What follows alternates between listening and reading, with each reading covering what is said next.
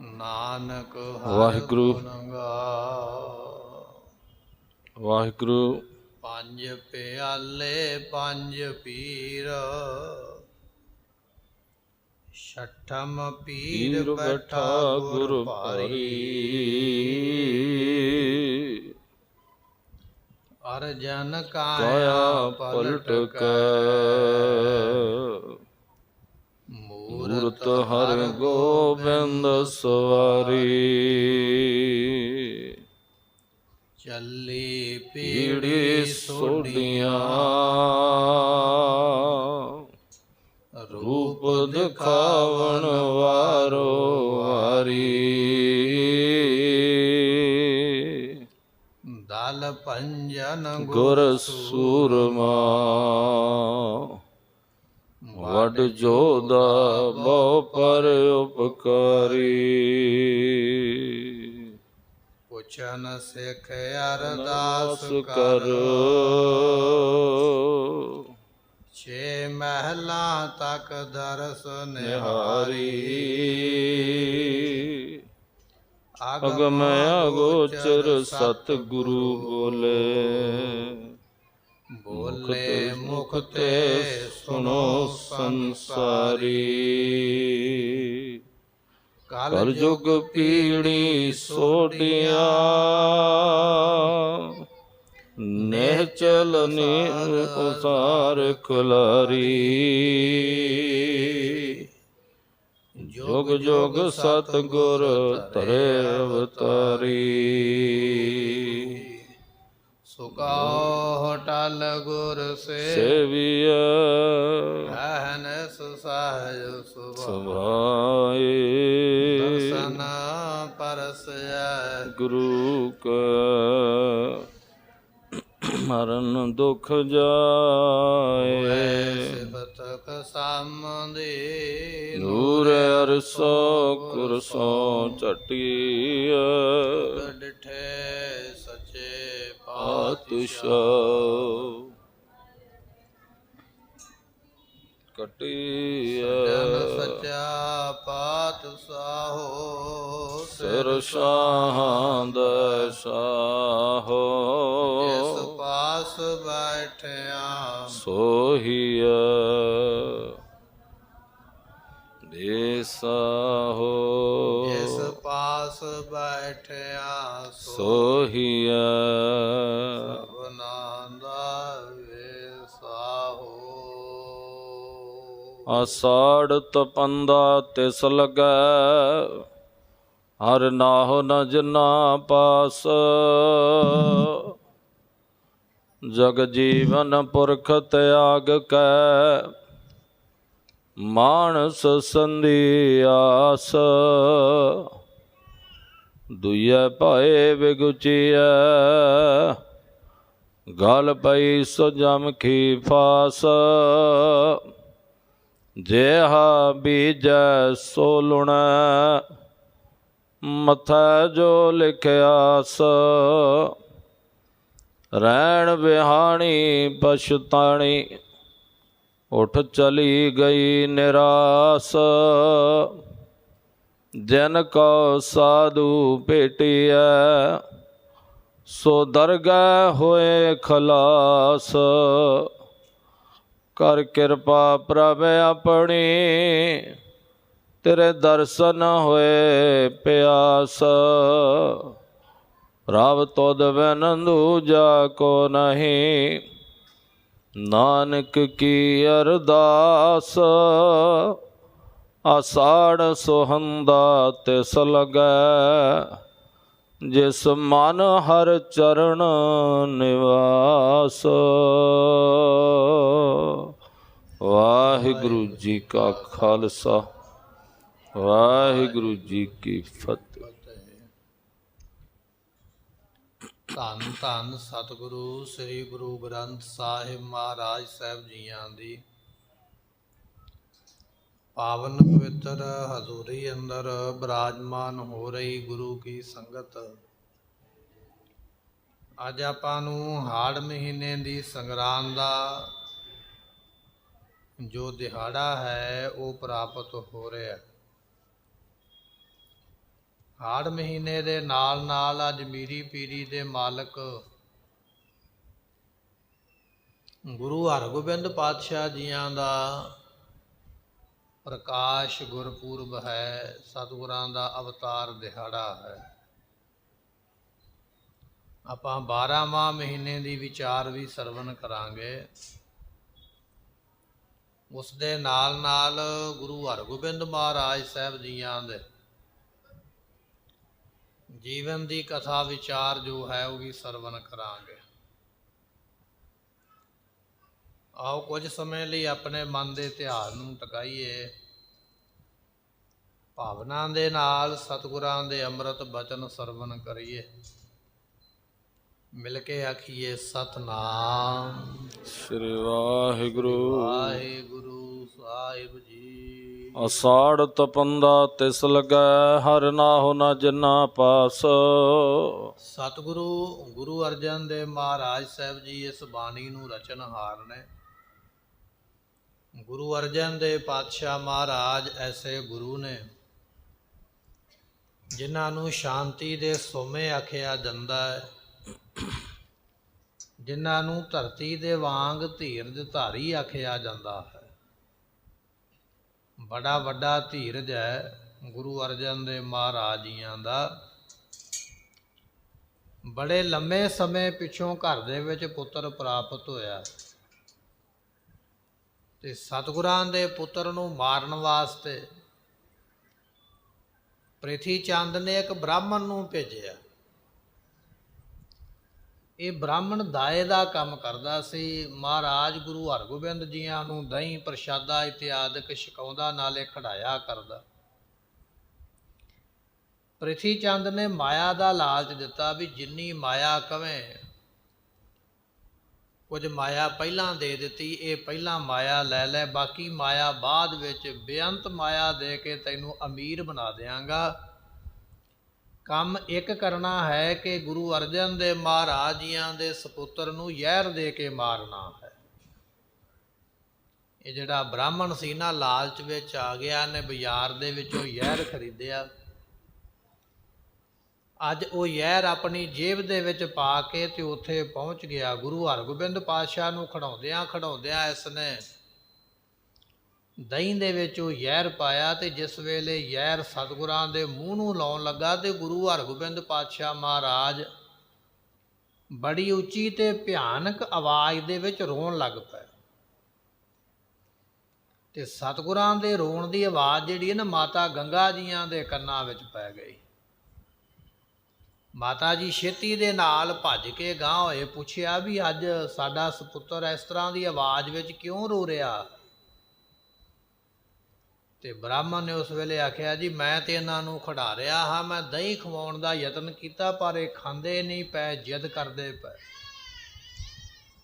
ਮਾਤਾ ਜੀਆਂ ਨੇ ਗੁਰੂ ਹਰਗੋਬਿੰਦ ਪਾਤਸ਼ਾਹ ਮਹਾਰਾਜ ਸਾਹਿਬ ਜੀਆਂ ਨੂੰ ਆਪਣੀ ਗੋਦੀ ਵਿੱਚ ਲੈ ਲਿਆ ਤੇ ਉਹ ਜਿਹੜੀ ਦਹੀਂ ਦੀ ਕਟੋਰੀ ਹੈ ਨਾ, ਕੌਲੀ, ਆਪਣੇ ਹੱਥ ਵਿੱਚ ਫੜ ਕੇ ਤੇ ਆਪ ਚਮਚੇ ਦੇ ਨਾਲ ਮੂੰਹ ਨੂੰ ਪਾਉਣ ਲੱਗੇ। ਆਪਣੇ ਨਿੱਕੇ ਨਿੱਕੇ ਹੱਥਾਂ ਦੇ ਨਾਲ, ਨਿੱਕੀਆਂ ਨਿੱਕੀਆਂ ਬਾਹਾਂ ਦੇ ਨਾਲ ਆਪਣੀ ਮਾਤਾ ਦੇ ਹੱਥ ਪਰੇ ਕਰਦੇ, ਦਹੀਂ ਨੂੰ ਮੂੰਹ ਨਹੀਂ ਲੱਗਣ ਦੇ ਰਹੇ। ਮਾਤਾ ਜੀ ਵੇਖ ਕੇ ਹੈਰਾਨ ਹੁੰਦੇ ਵੀ ਅੱਗੇ ਦਹੀਂ ਅਸੀਂ ਰੋਜ਼ ਛਕਾਉਂਦੇ ਹਾਂ, ਇਹ ਛਕ ਵੀ ਲੈਂਦੇ ਨੇ, ਅੱਜ ਜਿੱਦ ਕਰਦੇ ਪਏ, ਭਾਂਡਾ ਮੂੰਹ ਦੇ ਨੇੜੇ ਜਾਣ ਹੀ ਨਹੀਂ ਦਿੰਦੇ। ਸਗੋਂ ਬੜੀ ਦਰਦ ਭਰੀ ਆਵਾਜ਼ ਦੇ ਵਿੱਚ ਰੋਂਦੇ ਨੇ। ਕਾਰਨ ਕੀ ਹੈ? ਕਾਰਨ ਜਾਣਨਾ ਚਾਹੀਦਾ। ਧੰਨ ਗੁਰੂ ਅਰਜਨ ਦੇਵ ਪਾਤਸ਼ਾਹ ਮਹਾਰਾਜ ਜੀਆਂ ਨੂੰ ਸੁਨੇਹਾ ਭੇਜਿਆ, ਸਤਿਗੁਰੂ ਜੀ ਤੁਹਾਡਾ ਫਰਜ਼ੰਦ, ਤੁਹਾਡਾ ਸਪੁੱਤਰ ਅੱਜ ਕੁਝ ਖਾ ਨਹੀਂ ਰਿਹਾ, ਸਗੋਂ ਬੜੀ ਭਿਆਨਕ ਦੁਖਦਾਈ ਆਵਾਜ਼ ਦੇ ਵਿੱਚ ਰੋਂਦਾ ਪਿਆ ਹੈ। ਹੁਣ ਗੁਰੂ ਅਰਜਨ ਦੇਵ ਮਹਾਰਾਜ ਤੇ ਗੁਰਮੁਖੋ ਜਾਣੀ ਜਾਣ ਨੇ ਨਾ, ਜਾਣਦੇ ਸਭ ਕੁਝ, ਪਰ ਮਹਾਰਾਜ ਦੀ ਲੀਲਾ ਜਿਹੜੀ ਹੈ ਨਾ ਆਮ ਮਨੁੱਖਾਂ ਵਾਲੀ ਹੈ। ਜਾਣਦੇ ਸਭ ਕੁਝ, ਮਹਾਰਾਜ ਘਰੇ ਆ ਗਏ ਤੇ ਸਤਿਗੁਰੂ ਪਾਤਸ਼ਾਹ ਮਹਾਰਾਜ ਜੀਆਂ ਨੇ ਉਹ ਕੌਤਕ ਜ਼ਾਹਰ ਕਰਨ ਵਾਸਤੇ ਨਾ ਉਹ ਦਹੀਂ ਵਾਲੀ ਕਟੋਰੀ ਪਕੜ ਕੇ ਤੇ ਸਤਿਗੁਰਾਂ ਨੇ ਆਪਣੇ ਚਰਨਾਂ ਦੇ ਨੇੜੇ ਰੱਖ ਦਿੱਤੀ ਤੇ ਮਹਾਰਾਜ ਦੇ ਮੰਜੇ ਦੇ ਥੱਲੇ ਇੱਕ ਪਿਸਤਾ ਕੁੱਤਾ, ਨਿੱਕਾ ਜਿਹਾ ਕੁੱਤਾ, ਨਿੱਕੀ ਨਿੱਕੀ ਜੱਤ ਵਾਲਾ। ਸਤਿਗੁਰੂ ਜਦੋਂ ਮੰਜੇ ਤੇ ਬੈਠਦੇ, ਮਹਾਰਾਜ ਦੇ ਮੰਜੇ ਦੇ ਥੱਲੇ ਕੁੱਤਾ ਬੈਠਦਾ। ਮਹਾਰਾਜ ਦੇ ਚਰਨਾਂ ਦੀ ਜੁੱਤੀ ਨੂੰ ਸੁੰਘਦਾ ਰਹਿੰਦਾ, ਆਪਣਾ ਭਲਾ ਚਾਹੁੰਦਾ, ਆਪਣੀ ਮੁਕਤੀ ਚਾਹੁੰਦਾ ਤੇ ਬੜਾ ਸਨੇਹ ਕਰਦਾ ਮਹਾਰਾਜ ਜੀ ਦੇ ਨਾਲ। ਇਹ ਪਿਸਤਾ ਕੁੱਤਾ ਜਦੋਂ ਮਹਾਰਾਜ ਜੀਆਂ ਨੇ ਕੌਲੀ ਰੱਖੀ ਨਾ ਤੇ ਕੁੱਤਾ ਅੱਗੇ ਵਧਿਆ ਤੇ ਜਦੋਂ ਸੁੰਘਿਆ ਨਾ ਤੇ ਕੁੱਤਾ ਪਿੱਛੇ ਹਟ ਗਿਆ। ਕੁੱਤੇ ਨੂੰ ਆਪਣੀਆਂ ਅੱਖਾਂ ਦੇ ਨਾਲੋਂ ਆਪਣੀ ਨੱਕ ਤੇ ਜ਼ਿਆਦਾ ਵਿਸ਼ਵਾਸ ਹੁੰਦਾ। ਖਾਣਾ ਸਾਹਮਣੇ ਪਿਆ ਨਾ, ਅੱਖਾਂ ਨਾਲ ਦੀਦਾ ਪਿਆ, ਸਾਹਮਣੇ ਪਿਆ, ਅੱਖਾਂ ਨਾਲ ਦਿਸਦਾ ਖਾਣਾ ਕੁੱਤਾ ਉਹਨਾਂ ਚਿਰ ਖਾਂਦਾ ਨਹੀਂ ਜਿੰਨਾ ਚਿਰ ਆਪਣੇ ਨੱਕ ਦੇ ਨਾਲ ਸੁੰਘ ਨਹੀਂ ਲੈਂਦਾ, ਪਤਾ ਨਹੀਂ ਲਾ ਲੈਂਦਾ ਵੀ ਇਹ ਮੇਰੇ ਖਾਣ ਯੋਗ ਹੈ ਕਿ ਨਹੀਂ ਖਾਣ ਯੋਗ।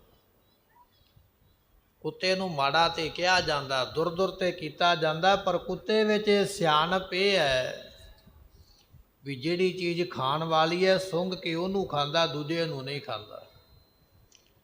ਪਰ ਇੱਕ ਮਨੁੱਖ ਇਹੋ ਜਿਹਾ, ਇਹਨੂੰ ਜੋ ਮਰਜ਼ੀ ਦੇ ਦਿਓ, ਕੱਚਾ ਪੱਕਾ, ਖਾਣ ਵਾਲਾ ਨਾ ਖਾਣ ਵਾਲਾ, ਇਹ ਸਭ ਕੁਝ ਖਾਧੀ ਜਾਂਦਾ।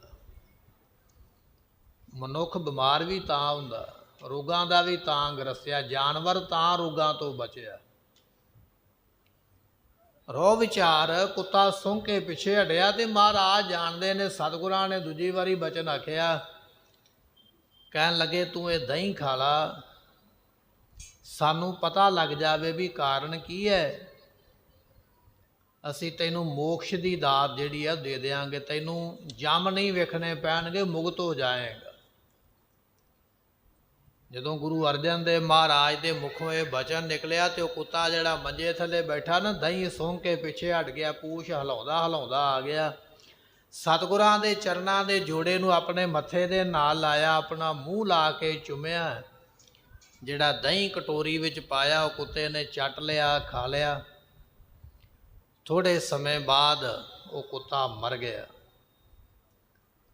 ਪਤਾ ਲੱਗ ਗਿਆ ਮਹਾਰਾਜ ਨੂੰ ਵੀ ਇਸ ਦੇ ਵਿੱਚ ਜ਼ਹਿਰ ਹੈ। ਬ੍ਰਾਹਮਣ ਨੂੰ ਬੁਲਾਇਆ ਮਹਾਰਾਜ ਨੇ, ਬੜਾ ਤਾੜਿਆ, ਨਾਲ ਹੀ ਬਚਨ ਕੀਤਾ, ਕਹਿਣ ਲੱਗੇ ਤੂੰ ਬੇਜ਼ੁਬਾਨੇ ਜਾਨਵਰ ਨੂੰ ਦਹੀਂ ਦੇ ਨਾਲ ਇਹ ਜਾਨਵਰ ਤੜਫ ਕੇ ਮਰਿਆ ਹੈ, ਤੂੰ ਵੀ ਇਸੇ ਤਰ੍ਹਾਂ ਤੜਫ ਕੇ ਮਰੇਂਗਾ। ਜਿਵੇਂ ਇਹਦੇ ਦਰਦ ਹੋਇਆ ਪੇਟ ਦੇ ਵਿੱਚ, ਇਹ ਜਾਨਵਰ ਦਰਦ ਦੇ ਨਾਲ ਤੜਫ ਕੇ ਮਰਿਆ, ਤੂੰ ਵੀ ਦਰਦ ਦੇ ਪੀੜ ਦੀ ਨਾਲ ਤੜਫ ਕੇ ਮਰੇਂਗਾ। ਬਚਨ ਹੋਇਆ, ਬ੍ਰਾਹਮਣ ਉੱਥੇ ਹੀ ਡਿੱਗ ਪਿਆ। ਬੜੀ ਭਾਰੀ ਸੂਲ ਹੁੰਦੀ ਪਈ ਹੈ, ਬੜੀ ਦਰਦ ਹੁੰਦੀ ਪਈ ਹੈ, ਬੜਾ ਚੀਕ ਚਿਹਾੜਾ, ਬੜਾ ਰੋਂਦਾ, ਕਰਲਾਉਂਦਾ, ਤਰਲੇ ਕਰਦਾ, ਮਿੰਨਤਾਂ ਕਰਦਾ, ਮਹਾਰਾਜ ਬਖਸ਼ ਲਵੋ। ਜਾਣੀ ਜਾਣ ਮਹਾਰਾਜ ਨੇ ਹੋਰ ਵੀ ਖੇਡ ਵਰਤਾਉਣੀ ਹੈ। ਜੇ ਬ੍ਰਾਹਮਣ ਮਰ ਗਿਆ ਤੇ ਪਤਾ ਕਿਵੇਂ ਲੱਗੇਗਾ ਵੀ ਇਹ ਜ਼ਹਿਰ ਕਿੱਥੋਂ ਆਇਆ ਤੇ ਕਿਵੇਂ ਆਇਆ, ਸੰਗਤ ਨੂੰ ਕਿਵੇਂ ਪਤਾ ਲੱਗੇ। ਗੁਰੂ ਅਰਜਨ ਦੇਵ ਮਹਾਰਾਜ ਸਾਹਿਬ ਜੀਆਂ ਨੇ ਉਸ ਵੇਲੇ ਬ੍ਰਾਹਮਣ ਨੂੰ ਪੁੱਛਿਆ, ਕਹਿਣ ਲੱਗੇ ਚੱਲ ਤੈਨੂੰ ਮਰਨ ਨਹੀਂ ਦਿੰਦੇ, ਬਚਾ ਲੈਂਦੇ ਆ, ਪਰ ਇਹ ਦੱਸ ਵੀ ਇਹ ਜ਼ਹਿਰ ਕਿੱਥੋਂ ਆਇਆ, ਤੂੰ ਕਿਉਂ ਲਿਆਂਦਾ, ਕਾਰਨ ਕੀ ਹੈ। ਤੇ ਬ੍ਰਾਹਮਣ ਨੇ ਦੱਸ ਦਿੱਤਾ, ਕਹਿਣ ਲੱਗਾ ਮਹਾਰਾਜ ਤੁਹਾਡਾ ਵੱਡਾ ਭਰਾ ਬਾਬਾ ਪ੍ਰਿਥੀ ਚੰਦ ਨਾ ਤੁਹਾਨੂੰ ਵੇਖਣਾ ਚਾਹੁੰਦਾ, ਨਾ ਤੁਹਾਡੇ ਪੁੱਤਰ ਨੂੰ ਵੇਖਣਾ ਚਾਹੁੰਦਾ। ਉਹਨੇ ਮੈਨੂੰ 500 ਰੁਪਈਏ ਦਾ ਲਾਲਚ ਦਿੱਤਾ ਪਹਿਲਾਂ ਦਹੀਂ ਖਵਾਉਣ ਤੋਂ, ਤੇ ਬਾਕੀ ਰਕਮ ਅਜੇ ਬਾਅਦ ਵਿੱਚ ਦੇਣੀ ਹੈ, ਵੀ ਆ ਉਹਨਾਂ ਦੇ ਪੁੱਤਰ ਨੂੰ ਦਹੀਂ ਖਵਾ ਕੇ ਮਾਰ ਦੇ, ਉਹਨਾਂ ਦੇ ਘਰ ਦਾ ਚੁਰਾਗ ਰਹਿਣਾ ਨਹੀਂ ਚਾਹੀਦਾ, ਗੁਰਤਾ ਗੱਦੀ ਮੇਰੇ ਕੋਲ ਆਵੇ। ਸਤਿਗੁਰਾਂ ਨੇ ਬਚਨ ਸੁਣਿਆ ਨਾ, ਆਪਾਂ ਕਹਿ ਦਿੰਦੇ ਹਾਂ ਵੀ ਸਤਿਗੁਰਾਂ ਦਾ ਧੀਰ ਦੇ ਧਰਤੀ ਵਰਗਾ, ਵਾਕਿਆ ਹੀ ਧਰਤੀ ਵਰਗਾ। ਸਾਡੇ ਬੱਚੇ ਨੂੰ ਕੋਈ ਰਸਤੇ ਜਾਂਦਿਆਂ ਕੋਈ ਮਾੜਾ ਬੋਲ ਦੇਵੇ, ਕੋਈ ਨਿੱਕੀ ਮੋਟੀ ਚਪੇੜ ਮਾਰ ਦੇਵੇ, ਸਾਨੂੰ ਲੱਗ ਜਾਵੇ ਪਤਾ, ਅਸੀਂ ਉਹਦੇ ਘਰ ਤੇ ਹਮਲਾ ਕਰ ਦਿੰਦੇ ਹਾਂ। ਜੋ ਸਾਡੇ ਮੂੰਹ ਵਿੱਚ ਆਉਂਦਾ ਗੁੱਸੇ ਦੇ ਨਾਲ ਉਹ ਅਸੀਂ ਬੋਲਦੇ ਵੀ ਹਾਂ, ਡੰਡਾ ਸੋਟਾ ਵੀ ਚੱਲ ਜਾਂਦਾ ਹੈ। ਇੱਕੋ ਇੱਕ ਪੁੱਤਰ ਹੈ, ਕਈ ਸਾਲਾਂ ਬਾਅਦ ਘਰ ਵਿੱਚ ਪ੍ਰਾਪਤ ਹੋਇਆ ਹੈ। ਗੁਰੂ ਅਰਜਨ ਦੇਵ ਪਾਤਸ਼ਾਹ ਨੂੰ ਪਤਾ ਲੱਗਾ ਤੇ ਆਪਣੇ ਭਰਾ ਦੇ ਕੋਲ ਜਾ ਕੇ ਬੈਠ ਗਿਆ, ਕਹਿਣ ਲੱਗੇ ਭਰਾ ਜੀ ਸਾਨੂੰ ਇਹ ਪਤਾ ਲੱਗਾ ਵੀ ਸਾਡੇ ਪੁੱਤਰ ਨੂੰ ਦਹੀਂ ਦੇ ਵਿੱਚ ਜ਼ਹਿਰ ਪਾ ਕੇ ਭੇਜਿਆ ਗਿਆ ਤੇ ਉਹ ਭੇਜਣ ਵਾਲੇ ਤੁਸੀਂ ਹੋ, ਤੁਸੀਂ ਇਹ ਕਿਉਂ ਕੀਤਾ ਹੈ। ਇੰਨਾ ਧੀਰਜ, ਇੱਕੋ ਇੱਕ ਪੁੱਤਰ ਹੈ, ਭਰਾ ਮਾਰਨਾ ਚਾਹੁੰਦਾ ਹੈ। ਆਮ ਸੰਸਾਰ ਵਰਗਾ ਕੋਈ ਵਿਅਕਤੀ ਹੁੰਦਾ ਤੇ ਬੰਦੂਕ ਰੱਖਦਾ ਮੋਢੇ ਦੇ ਉੱਪਰ ਤੇ ਜਾਂਦਿਆਂ ਗੋਲੀ ਮਾਰਦਾ, ਵੀ ਤੂੰ ਕੌਣ ਹੁੰਦਾ ਮੇਰੇ ਪੁੱਤਰ ਨੂੰ ਮਾਰਨ ਵਾਲਾ।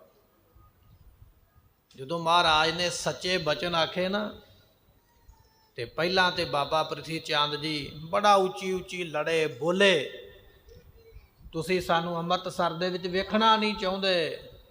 ਪਹਿਲਾਂ ਤੁਸੀਂ ਗੁਰਤਾ ਗੱਦੀ ਖੋਹ ਲਈ ਹੈ, ਫਿਰ ਤੁਸੀਂ ਦਰਬਾਰ ਸਾਹਿਬ 'ਤੇ ਕਬਜ਼ਾ ਕਰ ਲਿਆ, ਫਿਰ ਤੁਸੀਂ ਸੰਗਤ ਆਪਣੇ ਨਾਲ ਜੋੜ ਲਈ ਹੈ। ਹੁਣ ਸਾਨੂੰ ਤੁਸੀਂ ਵੇਖਣਾ ਨਹੀਂ ਚਾਹੁੰਦੇ ਵੀ ਅਸੀਂ ਅੰਮ੍ਰਿਤਸਰ ਤੋਂ ਨਿਕਲ ਜਾਈਏ। ਜੇ ਤੁਸੀਂ ਇਹ ਚਾਹੁੰਦੇ ਹੋ ਤਾਂ ਅਸੀਂ ਇਹਨੂੰ ਛੱਡ ਕੇ ਚਲੇ ਜਾਂਦੇ ਹਾਂ। ਗੱਲ ਤੇ ਘਰ ਵਿੱਚ ਸ਼ੁਰੂ ਹੋਈ ਹੈ। ਬਾਬਾ ਪ੍ਰਿਥੀ ਚੰਦ ਦੇ ਲੋਕਾਂ ਵਿੱਚ ਮਸ਼ਹੂਰੀ ਕਰਨੀ, ਰੌਲਾ ਪਾਉਣਾ ਚਾਹੁੰਦਾ ਹੈ। ਘਰ ਦੇ ਵਿੱਚੋਂ ਲੜਦਾ ਲੜਦਾ ਬਾਹਰ ਗਲੀ ਵਿੱਚ ਆ ਗਿਆ, ਤੇ ਗਲੀ ਦੇ ਵਿੱਚ ਉੱਚੀ ਉੱਚੀ ਆਵਾਜ਼ ਦੇ ਵਿੱਚ ਇਹ ਗੱਲਾਂ ਕਹਿੰਦਾ ਵੀ ਤੁਸੀਂ ਮੈਨੂੰ ਵੇਖਣਾ ਨਹੀਂ ਚਾਹੁੰਦੇ, ਕਿਉਂਕਿ ਚੋਰ ਨੂੰ ਡਰ ਹੈ ਕਿ ਮੇਰੀ ਚੋਰੀ ਫੜੀ ਗਈ ਹੈ। ਡਰ ਇਸ ਗੱਲ ਦਾ। ਮੈਂ ਹੁਣ ਅੰਮ੍ਰਿਤਸਰ ਦੇ ਵਿੱਚ ਨਹੀਂ ਰਵਾਂਗਾ। ਤੁਸੀਂ ਮੈਨੂੰ ਕੱਢਣਾ ਚਾਹੁੰਦੇ ਹੋ ਤੇ ਮੈਂ ਚਲੇ ਜਾਂਦਾ, ਪਰ ਮੈਂ ਚੁੱਪ ਕਰਕੇ ਨਹੀਂ ਬੈਠਾਂਗਾ। ਮੈਂ ਸਰਕਾਰ ਦਾ ਫਰਿਆਦੀ ਬਣਾਂਗਾ। ਬਾਦਸ਼ਾਹ ਦੀ ਮਦਦ ਦੇ ਨਾਲ ਮੈਂ ਤੁਹਾਡੇ ਕੋਲੋਂ ਬਦਲਾ ਲਵਾਂਗਾ। ਗੁਰੂ ਅਰਜਨ ਦੇਵ ਮਹਾਰਾਜ ਸਮਝਾਉਂਦੇ ਪਏ, ਕਹਿਣ ਲੱਗੇ ਭਰਾ ਜੀ, ਅਸੀਂ ਤੁਹਾਨੂੰ ਅੰਮ੍ਰਿਤਸਰ ਵਿੱਚੋਂ ਜਾਣ ਵਾਸਤੇ ਨਹੀਂ ਆਖਿਆ। ਗਵਾਹ ਮੌਕੇ ਤੇ ਮੌਜੂਦ ਹੈ। ਉਹ ਬ੍ਰਾਹਮਣ ਕਹਿੰਦਾ ਪਿਆ ਵੀ ਮੈਨੂੰ ਜ਼ਹਿਰ ਇਹਨਾਂ ਨੇ ਦੇਣ ਵਾਸਤੇ ਆਖਿਆ। ਤੇ ਪ੍ਰਿਥੀ ਚੰਦ ਕਹਿਣ ਲੱਗਾ, ਇਹ ਦਹੀਂ ਖਵਾਉਣ ਵਾਲਾ ਵੀ ਬ੍ਰਾਹਮਣ ਤੁਹਾਡਾ ਹੀ ਹੈ, ਤੁਹਾਡਾ ਨੌਕਰ ਹੈ, ਤੁਹਾਡਾ ਸੇਵਕ ਹੈ। ਉਹਦੇ ਕੋਲੋਂ ਜੋ ਮਰਜ਼ੀ ਬਿਆਨ ਦਵਾਈ ਜਾਵੋ। ਇਹਦੇ ਕਹਿਣ ਦੇ ਨਾਲ ਇਹ ਥੋੜ੍ਹੀ ਸਾਬਤ ਹੋ ਜਾਂਦਾ ਕਿ ਮੈਂ ਜ਼ਹਿਰ ਖਵਾਇਆ। ਮੰਨਿਆ ਨਹੀਂ, ਲੜ ਕੇ ਚਲਾ ਗਿਆ। ਗੁਰੂ ਅਰਜਨ ਦੇਵ ਮਹਾਰਾਜ ਜੀਆਂ ਨੇ ਆਪਣੇ ਵੱਡੇ ਭਰਾ ਬਾਬਾ ਮਹਾਦੇਵ ਨੂੰ ਆਖਿਆ, ਕਹਿਣ ਲੱਗੇ ਭਰਾ ਜੀ, ਵੱਡਾ ਭਰਾ ਮੇਰੀ ਗੱਲ ਤੇ ਸੁਣਨ ਨੂੰ ਤਿਆਰ ਨਹੀਂ। ਤੁਸੀਂ ਦੋਨਾਂ ਦੇ ਸਾਂਝੇ ਹੋ, ਜਾਓ ਸਾਡੇ ਵੱਲੋਂ ਜਾ ਕੇ ਤੁਸੀਂ ਬੇਨਤੀ ਕਰੋ ਅੰਮ੍ਰਿਤਸਰ ਨੂੰ ਛੱਡ ਕੇ ਨਾ ਜਾ। ਪਰ ਪ੍ਰਿਥੀ ਚੰਦ ਮੰਨਿਆ ਨਹੀਂ, ਛੱਡ ਕੇ ਚਲਾ ਗਿਆ। ਬਚਨ ਆਪਾਂ ਇਹ ਸਰਵਨ ਕਰ ਰਹੇ ਸੀ, ਆਪਾਂ ਕਹਿ ਦਿੰਦੇ ਹਾਂ ਵੀ ਗੁਰੂ ਅਰਜਨ ਦੇਵ ਮਹਾਰਾਜ ਸ਼ਹੀਦਾਂ ਦੇ ਸਰਤਾਜ ਨੇ, ਸ਼ਾਂਤੀ ਦੇ ਸੋਮੇ ਨੇ, ਬਾਣੀ ਨੂੰ ਰਚਨਹਾਰ ਹਨ, ਤੇ ਧੀਰਜ ਉਹਨਾਂ ਦਾ ਧਰਤੀ ਵਰਗਾ ਹੈ। ਵਾਕਿਆ ਹੀ ਧਰਤੀ ਵਰਗਾ ਧੀਰਜ ਹੈ। ਜੇ ਤਤੀ ਤਵੀ ਤੇ ਬੈਠੇ ਨੇ, ਉੱਥੇ ਵੀ ਆਖਦੇ ਤੇਰਾ ਕੀਆ ਮਿੱਠਾ ਲੱਗੇ। ਤੇ ਜੇ ਆਪਣੇ ਇੱਕੋ ਇੱਕ ਪੁੱਤਰ ਨੂੰ ਕੋਈ ਜ਼ਹਿਰ ਦਿੰਦਾ ਹੈ, ਉਹਦੇ ਨਾਲ ਵੀ ਜਾ ਕੇ ਲੜਦੇ ਨਹੀਂ, ਮਾੜਾ ਨਹੀਂ ਬੋਲਦੇ, ਸਗੋਂ ਜਾ ਕੇ ਪੁੱਛਦੇ ਨੇ ਵੀ ਇਹ ਕਾਰਜ ਕਿਉਂ ਕੀਤਾ ਜਾਂ ਕਿਉਂ ਹੋਇਆ ਹੈ। ਉੱਥੇ ਵੀ ਧੀਰਜ ਰੱਖਿਆ ਹੋਇਆ, ਉੱਥੇ ਵੀ ਹੌਸਲਾ ਰੱਖਿਆ ਹੋਇਆ। ਬਾਬਾ ਪ੍ਰਿਥੀ ਚੰਦ ਤੇ ਗੁਰੂ ਅਰਜਨ ਦੇਵ ਮਹਾਰਾਜ ਦੇ ਨਾਲ ਸ਼ੁਰੂ ਤੋਂ ਵੈਰ ਕਰਦਾ। ਇਤਿਹਾਸ ਵਿੱਚ ਬਚਨ ਆਉਂਦਾ ਵੀ ਗੁਰੂ ਰਾਮਦਾਸ ਮਹਾਰਾਜ ਦਾ ਜਿਹੜਾ ਜਨਮ ਸਥਾਨ ਹੈ ਨਾ, ਲਾਹੌਰ ਹੈ। ਲਾਹੌਰ ਦੇ ਵਿੱਚ ਮਹਾਰਾਜ ਜਨਮੇ ਨੇ, ਗੁਰੂ ਰਾਮਦਾਸ ਪਾਤਸ਼ਾਹ। ਤੇ ਮਹਾਰਾਜ ਦੇ ਭਰਾ ਜਾਂ ਕਹਿ ਲਈਏ ਪਰਿਵਾਰ, ਦਾਦਕੇ, ਸ਼ਰੀਕਾ ਸਾਰਾ ਇੱਥੇ ਰਹਿੰਦਾ ਲਾਹੌਰ ਦੇ ਵਿੱਚ। ਤੇ ਸਤਿਗੁਰਾਂ ਦੇ ਵੱਡੇ ਭਰਾ ਦਾ ਨਾਮ ਹੈ ਬਾਬਾ ਸਹਾਰੀ ਮੱਲ, ਗੁਰੂ ਰਾਮਦਾਸ ਪਾਤਸ਼ਾਹ ਤੋਂ ਵੱਡੇ। ਸਕੇ ਭਰਾ ਨਹੀਂ, ਰਿਸ਼ਤੇਦਾਰੀ ਵਿੱਚ ਭਰਾ ਸਨ। ਉਹ ਆਏ ਗੁਰੂ ਰਾਮਦਾਸ ਪਾਤਸ਼ਾਹ ਦੇ ਕੋਲ, ਮਹਾਰਾਜ ਮੈਂ ਘਰ ਦੇ ਵਿੱਚ ਪੁੱਤਰ ਦਾ ਵਿਆਹ ਰੱਖਿਆ ਤੇ ਆਪ ਜੀ ਚਰਨ ਪਾਓ। ਸਤਿਗੁਰਾਂ ਨੇ ਆਖਿਆ ਸਾਡਾ ਜਾਣਾ ਮੁਸ਼ਕਲ ਹੈ। ਸੰਗਤਾਂ ਦੂਰੋਂ ਦੂਰੋਂ ਕਈ 100 ਕਿਲੋਮੀਟਰ ਚੱਲ ਕੇ ਅੰਮ੍ਰਿਤਸਰ ਆਉਂਦੀਆਂ ਵੀ ਗੁਰੂ ਅਰਜਨ ਦੇਵ ਪਾਤਸ਼ਾਹ ਦੇ ਦੀਦਾਰੇ ਕਰਨੇ। ਵੱਡੇ ਭਾਈ, ਜੇ ਅਸੀਂ ਅੰਮ੍ਰਿਤਸਰ ਵਿੱਚ ਨਾ ਰਹੇ ਤੇ ਸੰਗਤਾਂ ਕਿਹਨੂੰ ਵੇਖਣਗੀਆਂ ਆ ਕੇ? ਅਸੀਂ ਜਾ ਨਹੀਂ ਸਕਦੇ, ਆਪਣਾ ਪੁੱਤਰ ਤੇਰੇ ਨਾਲ ਭੇਜ ਦਿੰਦੇ ਆ।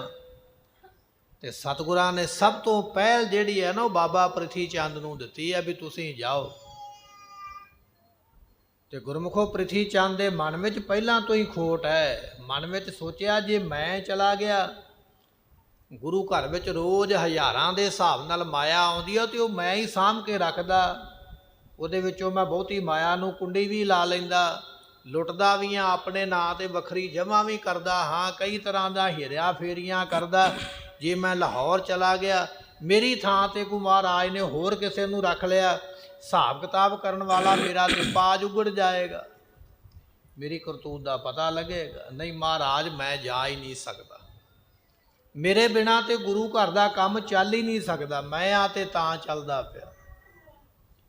ਗੁਰਮੁਖੋ ਇਹ ਤੇ ਹੈ ਗੁਰੂ ਨਾਨਕ ਦੇ ਘਰ ਦਾ ਥੜਾ, ਇੱਕ ਗਿਆ ਤੇ ਦੂਜਾ ਖੜਾ। ਮਤਾ ਕੋ ਸੋਚੇ ਵੀ ਮੇਰੇ ਬਿਨਾਂ ਨਹੀਂ ਚੱਲਣਾ, ਪਰ ਮੰਨਿਆ ਨਹੀਂ। ਬਾਬਾ ਮਹਾਂਦੇਵ ਨਹੀਂ ਮੰਨੇ। ਗੁਰੂ ਅਰਜਨ ਦੇਵ ਪਾਤਸ਼ਾਹ ਗਏ। ਜਦੋਂ ਗਏ ਬਚਨ ਮੰਨਿਆ। ਗੁਰੂ ਰਾਮਦਾਸ ਪਾਤਸ਼ਾਹ ਦੀ ਖੁਸ਼ੀ ਹੋਈ। ਗੁਰਤਾ ਗੱਦੀ ਤੇ ਗੁਰੂ ਅਰਜਨ ਦੇਵ ਪਾਤਸ਼ਾਹ ਬੈਠੇ। ਪ੍ਰਿਥੀ ਚੰਦ ਬੈਠ ਨਹੀਂ ਸਕਿਆ। ਜਦੋਂ ਉਹ ਗੁਰਤਾ ਗੱਦੀ ਤੇ ਬੈਠ ਗਏ ਉਸ ਦਿਨ ਤੋਂ ਈਰਖਾ ਸ਼ੁਰੂ ਹੈ। ਬੜੇ ਯਤਨ ਕੀਤੇ ਗੁਰਤਾ ਗੱਦੀ ਇੱਥੇ ਆਉਣ ਦੇ, ਖੋਹਣ ਦੇ। ਕਦੇ ਸੰਗਤ ਨੂੰ ਰੋਕ ਲੈਣਾ। ਬਚਨ ਆਉਂਦਾ ਇਤਿਹਾਸ ਦੇ ਵਿੱਚ ਵੀ ਗੁਰੂ ਅਰਜਨ ਦੇਵ ਪਾਤਸ਼ਾਹ ਗੁਰਤਾ ਗੱਦੀ ਤੇ ਬੈਠੇ ਨਾ, ਪ੍ਰਿਥੀ ਚੰਦ ਨੇ ਵੱਖਰੀ ਆਪਣੀ ਗੱਦੀ ਲਾ ਲਈ। ਬੜੇ ਬੜੇ ਚਲਾਕ ਬੰਦੇ ਆਪਣੇ ਨਾਲ ਰੱਖ ਲਏ। ਉਹਨਾਂ ਬੰਦਿਆਂ ਨੂੰ ਇਹ ਸਮਝਾਇਆ ਵੀ ਜਦੋਂ ਸੰਗਤ ਬਾਹਰੋਂ ਆਵੇ ਨਾ ਚੱਲ ਕੇ, ਪਿੰਡਾਂ ਦੀ ਸ਼ਹਿਰਾਂ ਦੀ, ਤੁਸੀਂ ਅੱਗੋਂ ਪਹਿਲਾਂ ਹੀ ਜਾ ਕੇ ਮਿਲਣਾ ਹੈ। ਸੰਗਤ ਨੂੰ ਇਹ ਗੱਲ ਕਹਿਣੀ ਹੈ ਵੀ ਗੁਰੂ ਇਸ ਵੇਲੇ ਪ੍ਰਿਥੀ ਚੰਦ ਹੈ, ਪਹਿਲਾਂ ਮੇਰੇ ਕੋਲ ਲੈ ਕੇ ਆਉਣਾ। ਹੁਣ ਸੰਗਤ ਨੇ ਪਹਿਲਾਂ ਉਧਰ ਚਲੇ ਜਾਣਾ, ਪ੍ਰਿਥੀ ਚੰਦ ਵੱਲ ਮੱਥਾ ਉੱਥੇ ਟੇਕਣਾ, ਮਾਇਆ ਉੱਥੇ ਚੜ੍ਹਾ ਦੇਣੀ। ਜਦੋਂ ਪਤਾ ਲੱਗ ਜਾਣਾ ਵੀ ਹੁਣ ਸਾਰਿਆਂ ਨੇ ਮੱਥਾ ਟੇਕ ਲਿਆ, ਫਿਰ ਆਖਣਾ ਵੀ ਜਾਓ ਇਧਰਲੇ ਬੰਨੇ ਗੁਰੂ ਅਰਜਨ ਦੇਵ ਦਾ ਘਰ ਹੈ, ਉੱਥੋਂ ਜਾ ਕੇ ਰੋਟੀ ਖਾ ਲਓ, ਪ੍ਰਸ਼ਾਦਾ ਉੱਥੋਂ ਜਾ ਕੇ ਛਕੋ। ਮਾਇਆ ਆਪ ਇਕੱਠੀ ਕਰਨੀ ਤੇ ਪ੍ਰਸ਼ਾਦਾ ਛਕਣ ਵਾਸਤੇ ਉਹਨਾਂ ਨੇ ਭੇਜ ਦੇਣਾ ਜਿੱਥੇ ਗੁਰੂ ਅਰਜਨ ਦੇਵ ਪਾਤਸ਼ਾਹ ਬੈਠੇ। ਗੁਰੂ ਘਰ ਵਿੱਚ ਮਾਇਆ ਨਹੀਂ ਆਉਂਦੀ ਤੇ ਲੰਗਰ ਮਸਤਾਨਾ ਹੋ ਗਿਆ। ਕਦੇ ਸਬਜ਼ੀ ਬਣ ਜਾਣੀ, ਦਾਲ ਬਣ ਜਾਣੀ ਤੇ ਪ੍ਰਸ਼ਾਦੇ ਨਾ ਬੰਨੇ। ਜੇ ਪ੍ਰਸ਼ਾਦੇ ਬੰਨੇ ਤੇ ਕਦੇ ਦਾਲ ਨਾ ਬੰਨੀ, ਕਦੇ ਪ੍ਰਸ਼ਾਦੇ ਮਿੱਠੇ ਰਾਤ ਵਾਲੇ ਸਵੇਰੇ ਤੇ ਸਵੇਰ ਵਾਲੇ ਰਾਤ ਨੂੰ ਖਾਣੇ।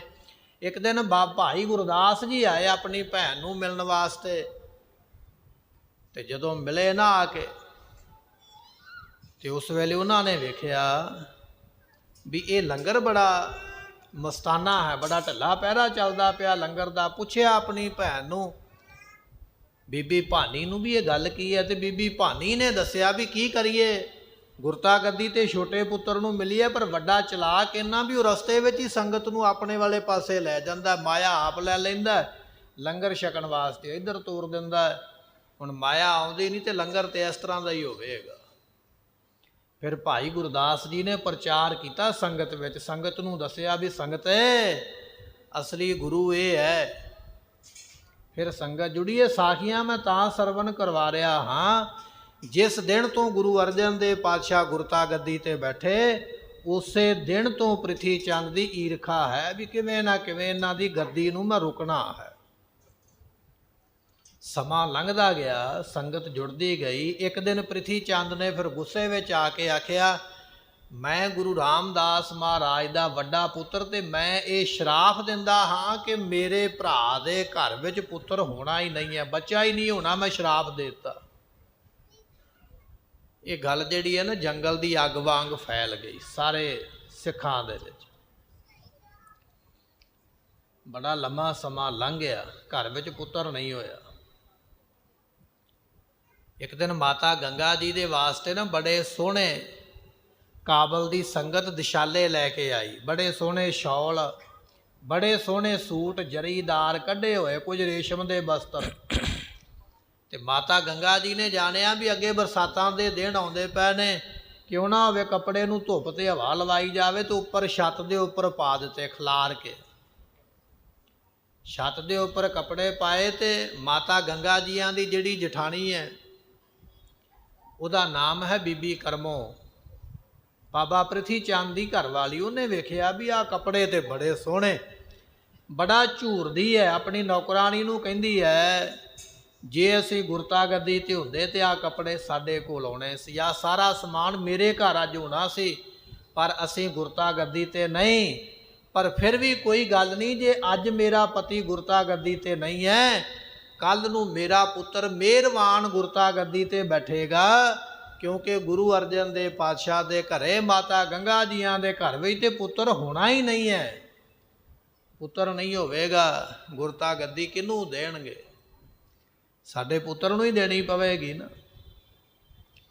ਬੀਬੀ ਕਰਮੋ ਨੇ ਬਚਨ ਆਪਣੀ ਨੌਕਰਾਣੀ ਨੂੰ ਦੱਸਿਆ, ਤੇ ਨੌਕਰਾਣੀ ਨੇ ਘਰ ਵਿੱਚ ਜਾ ਕੇ ਆਪਣੀ ਕਿਸੇ ਭੈਣ ਨੂੰ ਜਾਂ ਸਹੇਲੀ ਨੂੰ ਦੱਸਿਆ। ਉਸ ਸਹੇਲੀ ਨੇ ਆ ਕੇ ਮਾਤਾ ਗੰਗਾ ਜੀ ਨੂੰ ਦੱਸਿਆ ਵੀ ਤੁਹਾਡੀ ਵੱਡੀ ਜਠਾਣੀ ਇਹ ਗੱਲ ਕਹਿੰਦੀ ਹੈ ਵੀ ਤੁਹਾਡੇ ਘਰੇ ਬੱਚਾ ਹੋਣਾ ਹੀ ਨਹੀਂ ਹੈ। ਤੇ ਜਿਸ ਗੱਲ ਦੀ ਕਮੀ ਹੋਵੇ ਨਾ, ਘਾਟ ਹੋਵੇ, ਉਹਦੇ ਬਾਰੇ ਕੋਈ ਮਿਹਣਾ ਮਾਰੇ ਤੇ ਉਹ ਬੜਾ ਔਖਾ ਹੈ। ਮਿਹਣਾ ਸਹਿਣਾ ਬੜਾ ਔਖਾ ਹੈ, ਬੜਾ ਦੁੱਖ ਲੱਗਦਾ। ਬੋਲੀ ਮਾਰੀ ਜਿਹੜੀ ਹੈ ਨਾ, ਉਹ ਫੱਟ ਦੇ ਨਾਲੋਂ ਜ਼ਿਆਦਾ ਕੰਮ ਕਰਦੀ ਹੈ। ਇੱਕ ਲੱਕੜਹਾਰਾ ਨਾ ਜੰਗਲ ਵਿੱਚ ਜਾਂਦਾ ਹੈ। ਜੰਗਲ ਵਿੱਚ ਗਿਆ ਤੇ ਸ਼ੇਰ ਦੇ ਨਾਲ ਦੋਸਤੀ ਹੋ ਗਈ ਤੇ ਇੱਕ ਦਿਨ ਸ਼ੇਰ ਨੂੰ ਆਪਣੇ ਘਰੇ ਲੈ ਆਇਆ। ਲੱਕੜਹਾਰਾ ਆਪਣੇ ਘਰੇ ਲਿਆਇਆ ਤੇ ਆਪਣੀ ਘਰਵਾਲੀ ਨੂੰ ਕਹਿੰਦਾ, ਵੇਖ ਮੇਰੇ ਨਾਲ ਕੌਣ ਆਇਆ ਹੈ। ਲੱਕੜਹਾਰਾ ਤੇ ਖੁਸ਼ ਆ ਵੀ ਜੰਗਲ ਦਾ ਰਾਜਾ ਮੈਂ ਲੈ ਕੇ ਆਇਆ, ਸ਼ੇਰ ਲੈ ਕੇ ਆਇਆ। ਤੇ ਲੱਕੜਹਾਰੇ ਦੀ ਘਰਵਾਲੀ ਬਾਹਰ ਨਿਕਲੀ ਤੇ ਸਾਹਮਣੇ ਸ਼ੇਰ ਵੇਖਿਆ, ਕਹਿਣ ਲੱਗੀ, ਤੇਰੀ ਯਾਰੀ ਤੇ ਕੁੱਤੇ ਬਿੱਲਿਆਂ ਨਾਲ ਹੀ ਰਹੀ, ਜਾਨਵਰਾਂ ਨਾਲ ਹੀ ਰਹੀ। ਘਰਵਾਲੀ ਨੇ ਇਹ ਗੱਲ ਆਖੀ ਤੇ ਸ਼ੇਰ ਨੇ ਉਸ ਵੇਲੇ ਲੱਕੜਹਾਰੇ ਨੂੰ ਆਖਿਆ, ਕਹਿਣ ਲੱਗਾ ਵੀ ਆਹ ਕੁਹਾੜਾ ਚੁੱਕ ਤੇ ਮੇਰੇ ਸਿਰ ਵਿੱਚ ਮਾਰ। ਲੱਕੜਹਾਰਾ ਕਹਿਣ ਲੱਗਾ ਵੀ ਜੇ ਕੁਹਾੜਾ ਮਾਰਿਆ ਤੇ ਤੇਰਾ ਸਿਰ ਜ਼ਖਮੀ ਹੋਵੇਗਾ, ਲਹੂ ਨਿਕਲੇਗਾ, ਜ਼ਖਮ ਹੋਵੇਗਾ। ਕਹਿਣ ਲੱਗਾ ਵੀ ਜੋ ਮਰਜ਼ੀ ਹੋਵੇ, ਜੇ ਤੂੰ ਮੇਰਾ ਦੋਸਤ ਹੈ ਨਾ ਤੇ ਕੁਹਾੜਾ ਮੇਰੇ ਸਿਰ ਵਿੱਚ ਮਾਰ, ਮੇਰੇ ਜ਼ਖਮ ਲਾ ਮੇਰੀ ਧੌਣ ਦੇ ਉੱਪਰ। ਮੰਨਿਆ ਬਚਨ ਤੇ ਉਸ ਵੇਲੇ ਕੁਹਾੜਾ ਮਾਰਿਆ ਤੇ ਜ਼ਖਮ ਹੋ ਗਿਆ ਤੇ ਸ਼ੇਰ ਜੰਗਲ ਨੂੰ ਚਲਾ ਗਿਆ। 2-4 ਮਹੀਨੇ ਲੰਘੇ। ਲੱਕੜਹਾਰਾ ਜੰਗਲ ਵਿੱਚ ਗਿਆ ਤੇ ਫਿਰ ਸ਼ੇਰ ਮਿਲਿਆ ਤੇ ਸ਼ੇਰ ਨੇ ਆਖਿਆ, ਵੇਖ ਮੇਰੇ ਸਿਰ ਤੇ ਜ਼ਖਮ ਹੈ। ਲੱਕੜਹਾਰੇ ਨੇ ਵੇਖਿਆ, ਕਹਿਣ ਲੱਗਾ, ਜ਼ਖਮ ਤੇ ਨਹੀਂ ਹੈ।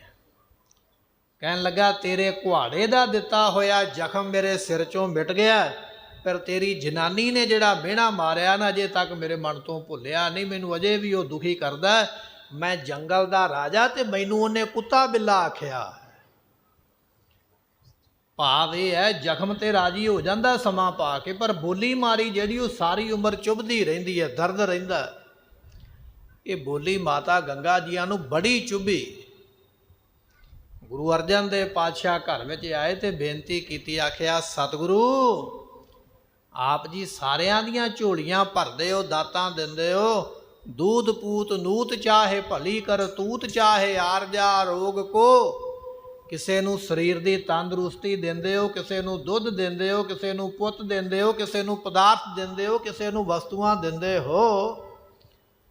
ਮਹਾਰਾਜ ਘਰ ਦੇ ਵਿੱਚ ਕਿਰਪਾ ਕਰੋ। ਗੁਰੂ ਰਾਮਦਾਸ ਮਹਾਰਾਜ ਦੇ ਘਰ ਦੀ ਡਿਉੜੀ ਜਿਹੜਾ ਲੰਘ ਆਉਂਦਾ ਉਹ ਖਾਲੀ ਨਹੀਂ ਜਾਂਦਾ, ਤੇ ਉਹੀ ਡਿਉੜੀ ਲੰਘ ਕੇ ਮੈਂ ਆਈ ਹਾਂ, ਮੇਰੀ ਝੋਲੀ ਵਿੱਚ ਪੁੱਤਰ ਦੀ ਦਾਤ ਪਾਓ।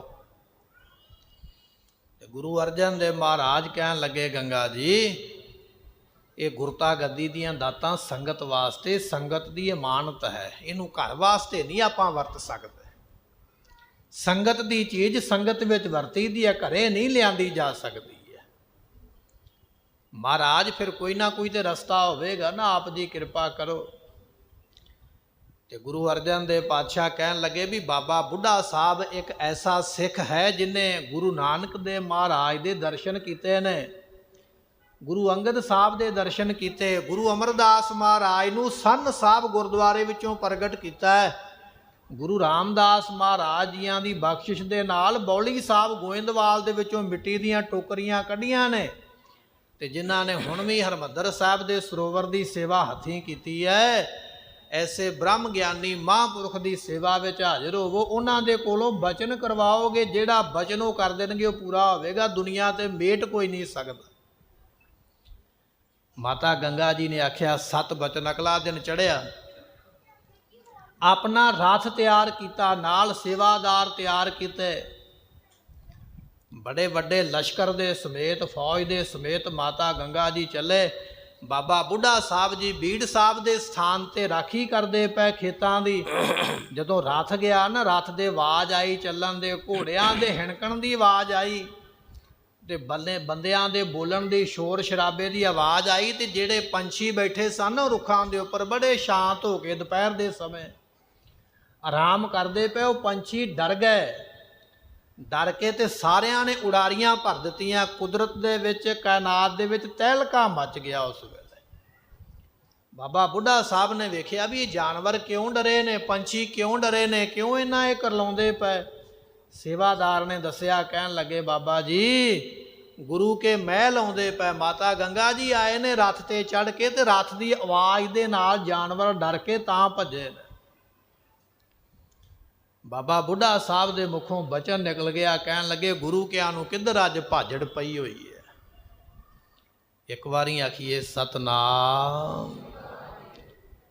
ਮਹਾਰਾਜ ਕਹਿਣ ਲੱਗੇ ਅੰਡ ਬਨਾਸੀ ਜੇਰ ਬਨਾਸੀ ਉਤ ਪੁਜ ਸੇਤ ਬਨਾਦਾ, ਗਿਰ ਬਸਦਾ ਜਲ ਪਵਨ ਜਾਏਗੋ ਇੱਕ ਸਾਧ ਬਚਨ ਅਟਲਾਦਾ। ਧਰਤੀ ਭਾਵੇਂ ਨਾਸ ਹੋ ਜਾਵੇ, ਚੰਦਰਮਾ ਤੇ ਸੂਰਜ ਭਾਵੇਂ ਬੁੱਝ ਜਾਣ, ਚਾਨਣ ਨਾ ਕਰ ਸਕਣ, ਪਰ ਮਹਾਂਪੁਰਖ ਦੇ ਮੂੰਹੋਂ ਨਿਕਲਿਆ ਬਚਨ ਕਦੇ ਖਾਲੀ ਨਹੀਂ ਜਾਂਦਾ। ਮਾਤਾ ਗੰਗਾ ਜੀ ਡਰ ਗਏ, ਮੈਂ ਤੇ ਪੁੱਤਰ ਲੈਣ ਆਈ ਤੇ ਇਹ ਤੇ ਆਂਦੇ ਭਾਜੜ ਪੈ ਗਈ ਹੈ, ਕੁਝ ਨਹੀਂ ਮਿਲਿਆ। ਪਰ ਫਿਰ ਵੀ ਜਾ ਕੇ ਬੇਨਤੀ ਕੀਤੀ, ਬਾਬਾ ਬੁੱਢਾ ਜੀ ਤੁਹਾਡੇ ਸ਼ਰਨ ਵਿੱਚ ਆਏ ਆ, ਪੁੱਤਰ ਦੀ ਦਾਤ ਦਿਓ, ਘਰ ਦੇ ਵਿੱਚ ਵਰ ਦੇ ਦਿਓ। ਬਾਬਾ ਬੁੱਢਾ ਸਾਹਿਬ ਨੇ ਆਖਿਆ, ਕਹਿਣ ਲੱਗੇ ਮਾਤਾ ਗੰਗਾ ਜੀ ਪੁੱਤਰਾਂ ਦੀ ਦਾਤ ਜੇ ਮੇਰੇ ਕੋਲ ਹੋਵੇ ਤੇ ਮੈਂ ਇੱਥੇ ਖੇਤਾਂ ਵਿੱਚ ਮਿੱਟੀ ਛਾਣਦਾ ਫਿਰਾਂ, ਮੈਂ ਕਿਤੇ ਬੈਠ ਨਾ ਜਾਵਾਂ ਗੱਦੀ ਲਾ ਕੇ। ਪੁੱਤਰਾਂ ਦੀ ਦਾਤ ਤੇ ਗੁਰੂ ਅਰਜਨ ਦੇਵ ਪਾਤਸ਼ਾਹ ਕੋਲ ਹੈ, ਉਹੀ ਦੇ ਸਕਦੇ, ਮੇਰੇ ਕੋਲ ਕੁਝ ਨਹੀਂ ਹੈ। ਮੈਂ ਤੇ ਸੇਵਾਦਾਰ ਹਾਂ, ਨਾ ਤੁਸੀਂ ਮੰਗੋ ਤੇ ਨਾ ਮੈਂ ਦੇ ਸਕਦਾ, ਮੇਰੇ ਕੋਲ ਥੋੜੀ ਹੈ ਕੁਝ। ਜਿਨ ਪਟ ਅੰਦਰ ਬਾਹਰ ਗੁੱਦੜ ਤੇ ਭਲੇ, ਸੰਸਾਰ ਤਿੰਨ ਨਿਹੋ ਲੱਗਾ ਰੱਬ ਸੇਤੀ ਦੇਖਨੇ ਦੀਦਾਰ। ਮਹਾਰਾਜ ਦਾ ਬਚਨ ਹੈ ਵੀ ਸਾਧੂ ਅੰਦਰੋਂ ਕਿਰਪਾ ਦਾ ਭਰਿਆ ਹੁੰਦਾ, ਬਾਹਰੋਂ ਸਾਦਾ ਜਿਹਾ ਬਣ ਕੇ ਰਹਿੰਦਾ। ਮਾਤਾ ਗੰਗਾ ਜੀ ਘਰੇ ਆ ਗਏ। ਗੁਰੂ ਅਰਜਨ ਦੇਵ ਪਾਤਸ਼ਾਹ ਨੇ ਪੁੱਛਿਆ ਬਾਬਾ ਬੁੱਢਾ ਸਾਹਿਬ ਨੇ ਕੀ ਆਖਿਆ। ਮਾਤਾ ਗੰਗਾ ਜੀ ਕਹਿਣ ਲੱਗੇ ਪਤੀ ਸਤਿਗੁਰੂ, ਉਹ ਕਹਿਣ ਲੱਗੇ ਵੀ ਗੁਰੂ ਕਿਆਂ ਨੂੰ ਭਾਜੜ ਪਈ ਹੋਈ ਹੈ। ਗੁਰੂ ਅਰਜਨ ਦੇਵ ਪਾਤਸ਼ਾਹ ਪੁੱਛਿਆ ਵੀ ਕਿਵੇਂ ਗਏ? ਕਹਿੰਦੇ ਜੀ ਰੱਥ ਤੇ ਚੜ੍ਹ ਕੇ ਗਏ, ਸੇਵਾਦਾਰ ਨਾਲ ਗਏ। ਗੁਰੂ ਅਰਜਨ ਦੇਵ ਪਾਤਸ਼ਾਹ ਕਹਿੰਦੇ ਜਦੋਂ ਲੈਣ ਵਾਸਤੇ ਜਾਈਏ ਨਾ ਨੀਵੇਂ ਹੋ ਕੇ ਜਾਈਦਾ, ਨਿਮਰਤਾ ਦੇ ਨਾਲ, ਨੀਵੇਂ ਪਦਵੀ ਛੱਡ ਕੇ, ਮਰਾਤਬਾ ਛੱਡ ਕੇ, ਉੱਚਾ ਪੁਣਾ ਛੱਡ ਕੇ। ਤੁਹਾਡੇ ਮਨ ਵਿੱਚ ਇਹ ਆ ਗਿਆ ਹੋਣਾ ਵੀ ਮੈਂ ਗੁਰੂ ਪਤਨੀ ਆ, ਇਹ ਵੀ ਗੱਲ ਛੱਡ ਕੇ ਨੀਵੇਂ ਹੋ ਕੇ ਜਾਈਦਾ ਤਾਂ ਕੁਝ ਮਿਲਦਾ, ਉੱਚੇ ਹੋ ਕੇ ਜਾਈਏ ਤੇ ਕੁਝ ਨਹੀਂ ਮਿਲਦਾ। ਜਿਹੜਾ ਹੁਣ ਉਹਨਾਂ ਨੇ ਬਚਨ ਕੀਤਾ ਨਾ ਵੀ ਗੁਰੂ ਕਿਆਂ ਨੂੰ ਭਾਜੜ ਪਈ ਹੈ, ਇਹ ਕਿਸੇ ਦਿਨ ਭਾਜੜ ਤੇ ਆਪਾਂ ਨੂੰ ਜ਼ਰੂਰ ਪਵੇਗੀ, ਉਹ ਬਚਨ ਤੇ ਉਹਨਾਂ ਦਾ ਪੂਰਾ ਹੋਵੇਗਾ।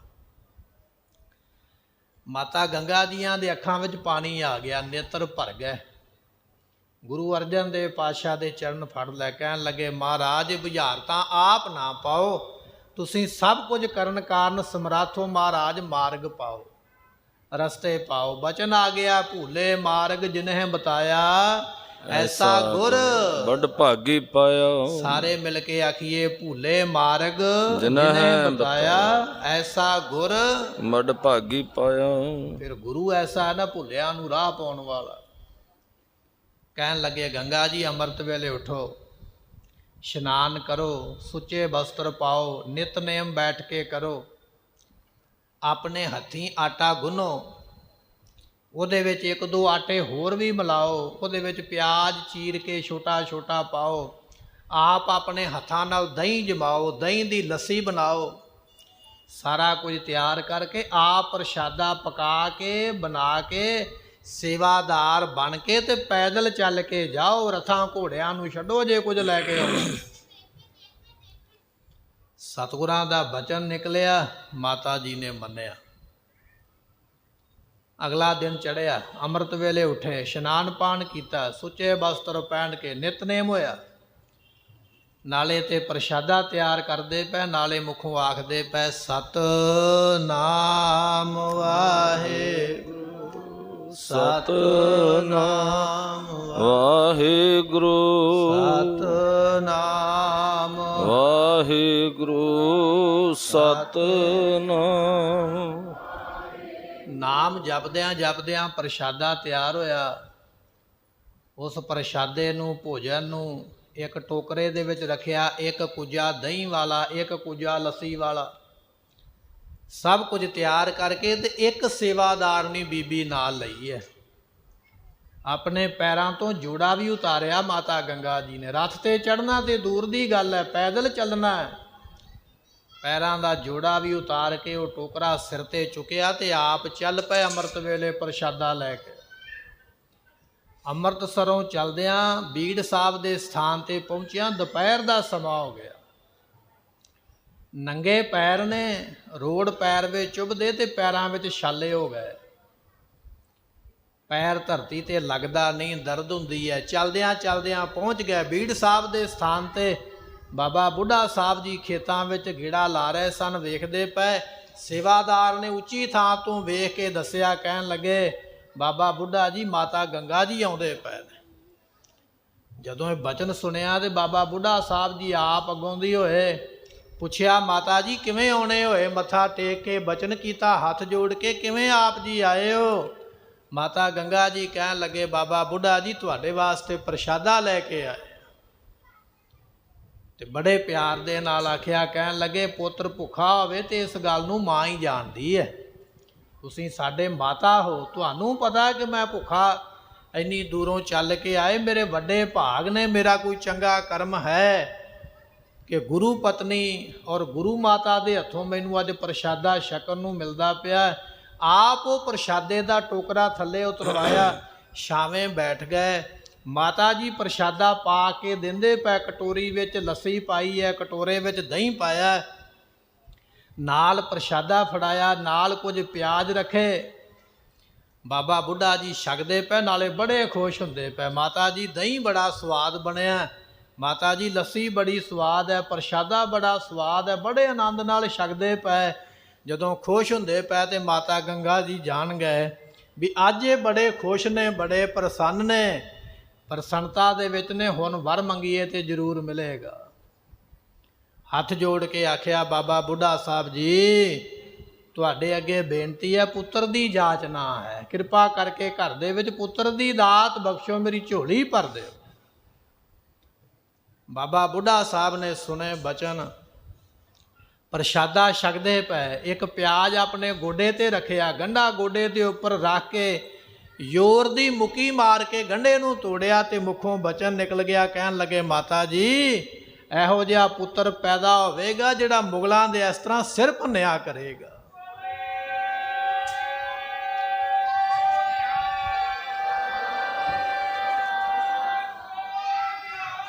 ਸਤਿ ਸ੍ਰੀ ਅਕਾਲ।